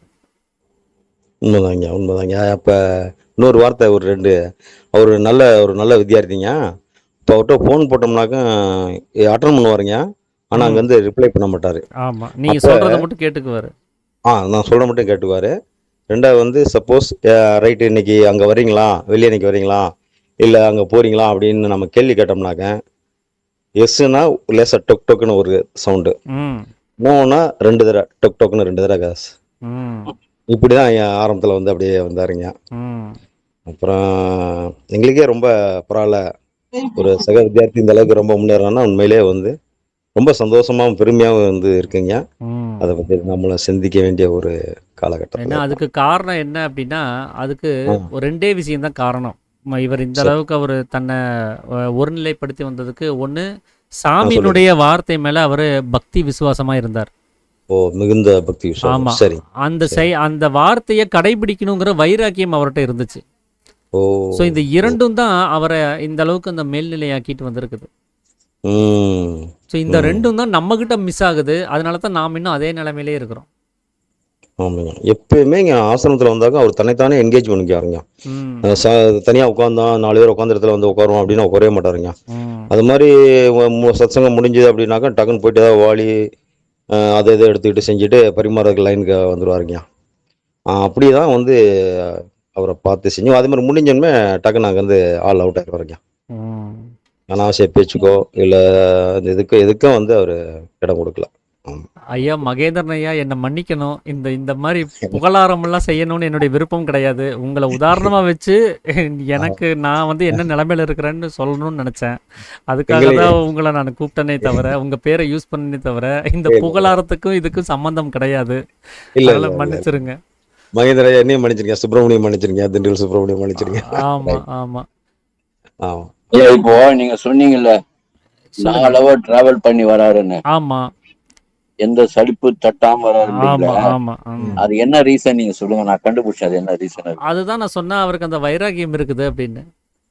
அது என்னன்னு மௌனம்னா அவரு ம் பேசுறது மட்டும் கிடையாது, ம் அந்த மைண்டையும் அவர் சைலண்டா ஆமா வச்சிருக்காரு. ஆமா ஆமா அந்த மைண்டு சைலண்டா இல்லைன்னா 4 ஹவர் டிராவல் பண்ணும்போது ஏதோ சொல்லும், என்னடா பைத்தியக்கார மாதிரி டெய்லி வந்துக்கிறோம் வா வந்துடும், அந்த சிந்தனையே உள்ள அவரு மைண்டையும் ம் அந்த சைலண்டா வச்சதுனாலதான் அவரால் சக்சஸ்ஃபுல்லா முடியுது. ம் பேசாம இருந்தா மட்டும் மௌனம் கிடையாது, அந்த மைண்டையும் சைலண்டா வச்சிருக்காரு அவர். ஆமா அதுதான் ஆமா ஒரு பிளஸ் பாயிண்ட் அது. ம் நீங்க நிறைய சொன்னது பேர் அதான் வந்து நினைக்கிறேன். நிறைய பேர் ம், வந்து இந்த விஷயத்த மேற்கோள் காமிச்சு சொல்லுவாங்க. சாமி வந்து ம், மனோ மௌனத்தை தான் மௌனம்னு சொன்னாரு. இந்த ம். வாய்மொழியாக இருக்கிறத வந்து ஆ, மௌனம்னு அவர் சொல்லல. ம் மௌனியாக திரியக்கூடாதுன்னு சொல்லியிருக்கிறாரு சாமி. அப்படிங்கிற ஒரு பாயிண்ட் அவுட் எல்லாம் எடுத்து நிறைய பேர் பேசுறத ஆ நான் பார்த்துருக்கிறேன். ஆமாங்க ஆனா ஆமாங்க. ஐயா வந்து அந்த மாதிரி தன்னை மௌனியாக காமிக்கணுங்கிறது அவருடைய யதார்த்த குணம் கிடையாது. கிடையாது அவர் கிடையாது. தன்னுடைய சப்தத்தை அடக்கணும், அந்த வாயில பேச்சை நிறுத்தணும் அப்படிங்கிறதுக்கான காரணம் வந்து அந்த அபியாசம் செய்யறதுக்கு அந்த பேச்சு தடையா இருக்குது இல்லையா? அதான் இருக்கு. அந்த தடையை நீக்கணும். நான் சதா அபியாசம் செய்யணும்னு சாமி சொல்லிட்டாரு. இந்த சதா அபியாசத்துல சாப்பிடும் போது என்னால தவிர்க்க முடியறதில்ல. இப்பதான் நம்ம ஜெகதீசன் ஐயா சொன்னாரு, விரதம் இருக்கிறது முடியாது, ம் விரதம்ங்கிறது ம், இருக்கக்கூடாது, வேலைக்கு ஆமா. சாப்பிடணும், உடம்புக்கு ம் தேவையான சத்துக்களை கொடுக்கணும்னாரு. கொடுக்கணும். அப்போ ஆமா. நம்ம சாப்பாட்டை தவிர்க்க முடியாது. ஸோ வாய்க்கு தவிர்க்க வேலை முடியாது. தந்தது ஆகணும், வேற வழி இல்லை. ஆனால் இந்த பேச்சாக இருக்கக்கூடிய தொழிலை நிறுத்துறது மூலமா வாய்க்கு மௌனம் அப்படிங்கிற ஒரு விஷயத்து மூலமா நமக்கு ம் அந்த சதா அபியாசத்துக்கான தடையை நீக்கிக்க முடியுமே ம் அப்படிங்கிற ஒரே ஒரு குறிக்கோளில் தான் அவர் அதை ஸ்டார்ட் பண்ணார். ஸோ ரைட் அவரை ரைட். மேலோட்டமாக பார்க்கக்கூடியவங்க அவர் மேலே இப்படி ஒரு விமர்சனத்தை வைக்கிறதும் நான் கவனிச்சுட்டு தான் இருக்கிறேன். அவர்கிட்டயே போய் கேட்டிருக்கிறாங்க, இப்படி இருக்க வேண்டியது இல்லையே அப்படின்லாம் அவர்கிட்ட ம் சொல்கிறதெல்லாம் ஒரு வழக்கமாக இருக்குது. ம் ஆனால் ம். அவர் அந்த சரியான புரிதலில் இருக்கிறார். கண்டிப்பா. நம்முடைய ஆமா. சப்தரூபமாக நசிஞ்சு போகக்கூடிய சக்தி அங்கே தடுக்கப்படுது. அந்த ம் நேரத்தில் சதா அபியாசத்துக்கும் அது அது நமக்கு ஒரு வாய்ப்பு அளிக்குதே அப்படிங்கிறத நல்லா புரிஞ்சு வச்சிருக்கிறாரு. அதனால ஆமாங்க. சாமி சொன்ன வார்த்தைகளில் ஒரு திட நம்பிக்கையாக இருந்து அந்த வேலையை தொடர்ந்து செஞ்சுக்கிட்டே இருக்கிறார். செஞ்சுட்டு இருக்காருங்க. அதோட ஆமாம். வந்துங்க, நான் இந்த வகையில் நான் இன்னொரு பாயிண்ட்டையும் அவர்கிட்ட இருந்து கற்றுக்கிறேங்க, அதை புரிஞ்சுக்கிறேன். எந்த மாதிரினா, அவர் டெய்லி டெய்லி கர்மங்களை வந்து கரைச்சிக்கிட்டு இருக்காரு. ம் ஆமாம், இதே பண்ணிட்டு இருக்காரு. அது மூலமாக கரையுது. அது மூலம் இந்த மௌனமாக இருந்து தேவையில்லாதெல்லாம் பேசாமல் செய்யாமல் இருக்கிறனாலமும் அந்த கர்மங்களை வந்து கரகரன்னு கரைச்சிக்கிட்டு இருக்காரு. உண்மையிலே ம் பாராட்டப்பட வேண்டிய விஷயம். ஆமாம், ம். சந்தோஷப்பட நம்மளும் கற்றுக்க வேண்டிய விஷயம். ஆமாம் கண்டிப்பா ஆமாம் கண்டிப்பாங்க. ஆமாம் ஆமாம் ஆமாம். ஆனா சித்த சரிங்க. வேதத்துல கர்மம் எல்லாம் ஒண்ணும் கிடையாது இல்ல. கர்மம் அப்பா அப்படிங்கிறது சொல்றாரு. தொழில் சார்ந்து கிடையாது. அதுதான் சொல்றாரு. தொழில் அது வந்து சார்ந்து ஆமா. ஜென்ரலா சொல்றாங்க அது மாதிரி. ம் அதான் இந்த செஞ்சது கர்மம் பிராத்த கர்மம் ஆக முன்ன மற்ற இதில் சொல்லுவாங்களே, அந்த மாதிரி அந்த மாதிரி எல்லாம் வந்து சாமி அதை பத்தின இது, விவரங்கள் நமக்கு ஆ, முழுசாக தெரியப்படுறது இல்ல, அனுபவத்துக்கு வர்றது ஆமாம். கிடையாது. நம்ம அதனால வித்தியை செஞ்சாவே எல்லாம் அதை பத்தி கரைஞ்சிடும். இல்லைங்கய்யா, அது வந்து ம். நம்ம அனுபவத்துக்கு வராத விஷயங்களை பத்தி நம்ம யோசிக்க வேண்டாம் ஓ, ரைட் ரைட் ரைட். அப்படின்ட்டாரு. இப்ப முன் சரி ஜென்மத்தினுடைய சரி. கர்ம வினை பின் ஜென்மத்தில் ம் தொடருது, இதெல்லாம் வந்து ம் எதுவுமே ப்ரூவ் பண்ண முடியாது. ம் ம். அது எந்த கர்மம் வந்து இப்ப நம்மளை பின்தொடருதுன்னு யாராவது கேட்டாங்கன்னா என்ன பதில் சொல்லுவோம்? ஒன்றும் பதில் தெரியாது, சொல்ல முடியாது. ஆதாரப்பூர்வம் அப்போ சொல்லவும் தெரியாது. நம்ம அனுபவத்துக்கும் யுக்திக்கும் ஸ்ருதிக்கும் எது ஒத்து வருதோ அதை பத்தி மட்டும் பேசுங்க, அதை பத்தி மட்டும் சிந்திங்கன்ட்டாரு சாமி. இல்லை, நல்லது. ஏன் அது ஆமாங்க, நம்மளுடைய சிந்தனைக்கு வரலன்னா அது நமக்கு அவசியம் இல்லைங்கிறதுனால அது வரல. வரல. அவசியமா ம் இருந்தா அது நமக்கு கண்டிப்பா வந்து தான் தீரும். ம். அப்ப அது அவசியம் இல்லாததுனால அது வரல. ஸோ அதனால அதை பத்தி பேச வேண்டாம் அப்படின்னு சொல்லிட்டாரு அவரு. ஸோ அதைத்தான் இப்ப சரி, அவரு நம்ம ஆர்ஜி சேகர் ஐயா நினைவூட்டுறாரு. நான் விட்டுறேன். சரி சரி ம். சரி சரி. இப்போ நம்ம யாருன்றது நமக்கு தெரிஞ்சா போறோம், யாரும் ப்ரூவ் பண்ண வேண்டிய அவசியம் கிடையாது. என்ன சொல்றீங்க? ஆமாங்க. நம்ம யாரு, நமக்கு யாரு, நம்ம எந்த கெப்பாசிட்டி இருக்கோம், நம்ம ம். எப்படி இருக்கோம், நமக்கு தெரிஞ்சா போறோம். இல்ல அது நீங்க உண்மைக்கு ப்ரூவ் அதை பண்ண அவசியம் கிடையாது. ப்ரூவ் பண்ணாலும் எப்படி அவங்களால புரிஞ்சுக்க முடியும்னு நினைக்கிறீங்க? முடியாது. அவங்களும் அந்த லெவல்ல இருந்தா தான் முடியும். அப்படிலாம் முடியாது. முடியாது. அவங்களாலே முடியாது. நீங்க அதை உங்களை ஒரு விஷயத்தை வெளிப்படுத்தி சொல்ல முடியாது. இப்போ இறைவனை பத்தி உணர்ந்தவங்க இறைவனை பத்தி எவ்வளவோ எழுதி வச்சிருக்கிறாங்க, எவ்வளவோ கருத்துக்கள் சொல்லிட்டாங்க, எவ்வளவோ ஆமா. பாடல்கள் இருக்குது, எவ்வளவோ அனுபவ நூல்கள் இருக்குது. சித்தவேதத்திலே கூட சாமி அதனுடைய எல்லா விஷயத்தையும் புரிய வச்சுட்டாரு. எத்தனை பேர் நம்ம அந்த கடவுளினுடைய தன்மையை சரியா புரிஞ்சுக்கிட்டோம்னு சொல்ல முடியும்? அப்ப இத்தனை விஷயத்திலையும் புரியாதது இனி நம்மளுடைய அனுபவத்தை சொன்னா மாத்திரம் அங்க என்ன புரிஞ்சிட போகுது? ஸோ ஒரு அனுபவங்கிறது சொல்லுக்குள்ள அகப்படாதது தானே. ஆமா. அதனால தான் சாமி வந்து 19வது அத்தியாயத்தில் இல்லை 21வது அத்தியாயத்தில் இந்த சதுர் வாக்கியங்களை பற்றி பேசும்போது, ம். ஒரு இனிப்பு பற்றி உனக்கு புரிஞ்சுக்கணுமா, அந்த சர்க்கரை எடுத்து வாயில போடு, இனிப்பு பற்றி ஆமா. உனக்கு புரிஞ்சு போயிடும். அதை விட்டு இனிப்பை பற்றி எவ்வளோ எக்ஸ்ப்ளனேஷன் கொடுத்தாலும் உனக்கு அது புரிய போகிறது கிடையாது. ஏன்னா இனிப்புங்கிறது அது அனுபவம். அனுபவத்தை பற்றி இங்கே எவ்வளோ பேசினாலும் அது உணரப்பட முடியாது. அது அனுபவப்பட வேண்டியது. அதனால இந்த சதுர் வாக்கியங்களை படிச்சுறதுனால பிரம்மத்தை உணர முடியாது, பிரம்மத்தை பற்றி தெரிஞ்சுக்க முடியாது. அதுக்கு பின்னாடி இருக்கக்கூடிய செயல்முறை பின்னாடி நம்ம போனாதான், அது அனுபவத்துக்கு வந்தாதான் பிரம்மம்னா என்னென்னு புரியும்னு சொல்லியிருப்பார். அந்த மாதிரி நீங்கள் என்ன தெரிஞ்சுக்கணும் அப்படின்னு சொன்னால் நீங்கள் அனுபவத்துக்கு வந்தால் தான் முடியும். அது உங்களுடைய அனுபவத்துக்குள்ளே நீங்கள் போய் நீங்கள் யாருன்னு தெரிஞ்சுக்கிட்டா தான் நான் யாருன்னு உங்களுக்கு தெரியும். ஏன்னா உங்களுடைய பிரதிபலிப்பு தானே நான். அப்போ தான் நீங்கள் உங்களை யாருன்னு தெரிஞ்சுக்கிட்டீங்கன்னா நான் யாருன்னு உங்களுக்கு தெரிஞ்சு போயிடும். அப்போ அனுபவம் இல்லாமல் நம்ம ஒருத்தருக்கு எதையுமே புரிய வைக்க முடியாது. சரி. அதனால ப்ரூவ் பண்ணுறது அப்படிங்கிறது இங்கே வாய்ப்பு இல்லைன்னு தான் நான் இதன் மூலமாக சொல்கிறேன். அந்த வாய்ப்பில்லாத விஷயத்த நாம ஏன் மெனக்கெட்டு உட்காந்து பண்ணணும்? ஆமாய்யா, ஆமாம். நம்ம அந்த ஒரு தகுதிக்கு வந்தா அது இறைநிலையே வந்து வெளிப்படுத்துங்க. நம்ம தகுதி இருந்துச்சுன்னா அந்த இறைநிலையை வெளிப்படுத்தி காமிக்கும். இல்ல அதைத்தான் இப்ப சொல்லிடுறோம். அதை அப்சர்வ் பண்றதுக்கு அவருக்கும் அந்த தகுதி வேணும். இப்போ இறைத்தன்மை தன்னை வெளிப்படுத்திடுச்சு, நம்மளால அப்சர்வ் பண்ண முடியல. ஏன்னா நமக்கு அந்த தகுதி இல்லாம இருக்குது. அப்ப நாம அந்த தகுதி நிலையை நம்ம எப்போ எட்டுறோமோ அப்போ இறைத்தன்மையை புரிஞ்சுக்க முடியும். இப்ப இந்த ரேடியோல வந்து ஃப்ரீக்வன்சி வச்சுட்டாங்க, அலைவரிசை ஓடிட்டு தான் இருக்குது. நாம அந்த டியூன்ல கிடையாது நம்ம. அதனால இந்த ரேடியோ பாடாமலே இருக்குது. அந்த டியூனுக்கு வந்துருச்சுன்னா அந்த அலைவரிசை அப்சர்வ் பண்ணி நமக்கு அது என்னன்னு சொல்லிடும். அந்த டியூனுக்கு வந்தால் மட்டும் பார்த்தாது, அதுல ஃபைன் டியூனிங்ல போனா தான் அந்த எக்ஸாக்ட்டான அந்த ஃப்ரீக்வன்சிக்கு நம்ம போயிட்டோம்னு சொன்னா உனக்கு அது உடனே வெளிப்படுத்திடும். அது வெளிப்பட்டதை நம்மளால கவனிக்க முடியும். ஆனா அது வெளிப்படுத்திக்கிட்டே தான் இருக்குது. நாம டியூன் பண்ணாதான் அது வெளிப்படுத்தவும் கிடையாது. அது எப்பவுமே வெளிப்படுத்திட்டு தான் இருக்குது. இறைத்தன்மைங்கிறது எல்லா நேரங்களிலுமே தன்னை வெளிப்படுத்திக்கிட்டே தான் இருக்குது. நம்ம வந்து அதுக்கு ஒத்து அந்த அந்த ஃப்ரீக்வன்சிக்கு நாம இன்னும் வராததுனால நம்மனால அதை தெரிஞ்சுக்க முடியாம இருக்கிறோம். அதனாலதான் இத்தனை புஸ்தகங்கள் இருந்தும் கூட ஏன் இறைவனை அறிய முடியலன்னா நாம அந்த ஃப்ரீக்வன்சிக்கு இன்னும் வராம இருக்கிறோம். அப்போ திருமூலர் கூட ஒரு பாடல்ல சொல்லியிருப்பாரு, தன்னை அறிய தனக்கோர் கேடில்லை, தன்னை அறியாமல் தானே கெடுகின்றான், தன்னை அறியும் அறிவை அறிந்த பின் தன்னையே அர்ச்சிக்க இருந்தானே. இதுல எங்கேயாவது நான்கிற வார்த்தையை பார்த்திருக்கீங்களா? தன்னை தான் தன் தானே இதேதான் வருதே தவிர நான்கிற வார்த்தையே அதுல வராது. ஏன் அப்படின்னா இங்க தான்கிற அந்த ஈஸ்வரன் இந்த நான்கிற அந்த அறியாமை வந்து அறியவே முடியாது. எப்போ இந்த நான்கிற நிலைமை தானாக மாற்றமடையுதோ அப்பதான் தன்னை தான் அறிய முடியும். அப்ப நான்கிற நிலைமையில இருக்கக்கூடிய நாம தான்கிற நிலைமைக்கு உயரும் போது அந்த தான்கிற ஈஸ்வரன் நம்மளால புரிஞ்சுக்க முடியும்.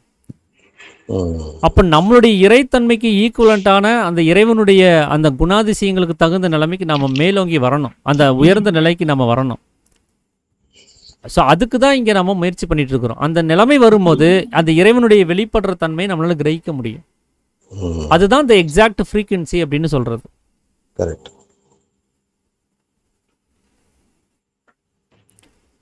சரிங்க, அப்போ நிறைவு பண்ணிடலாங்களா?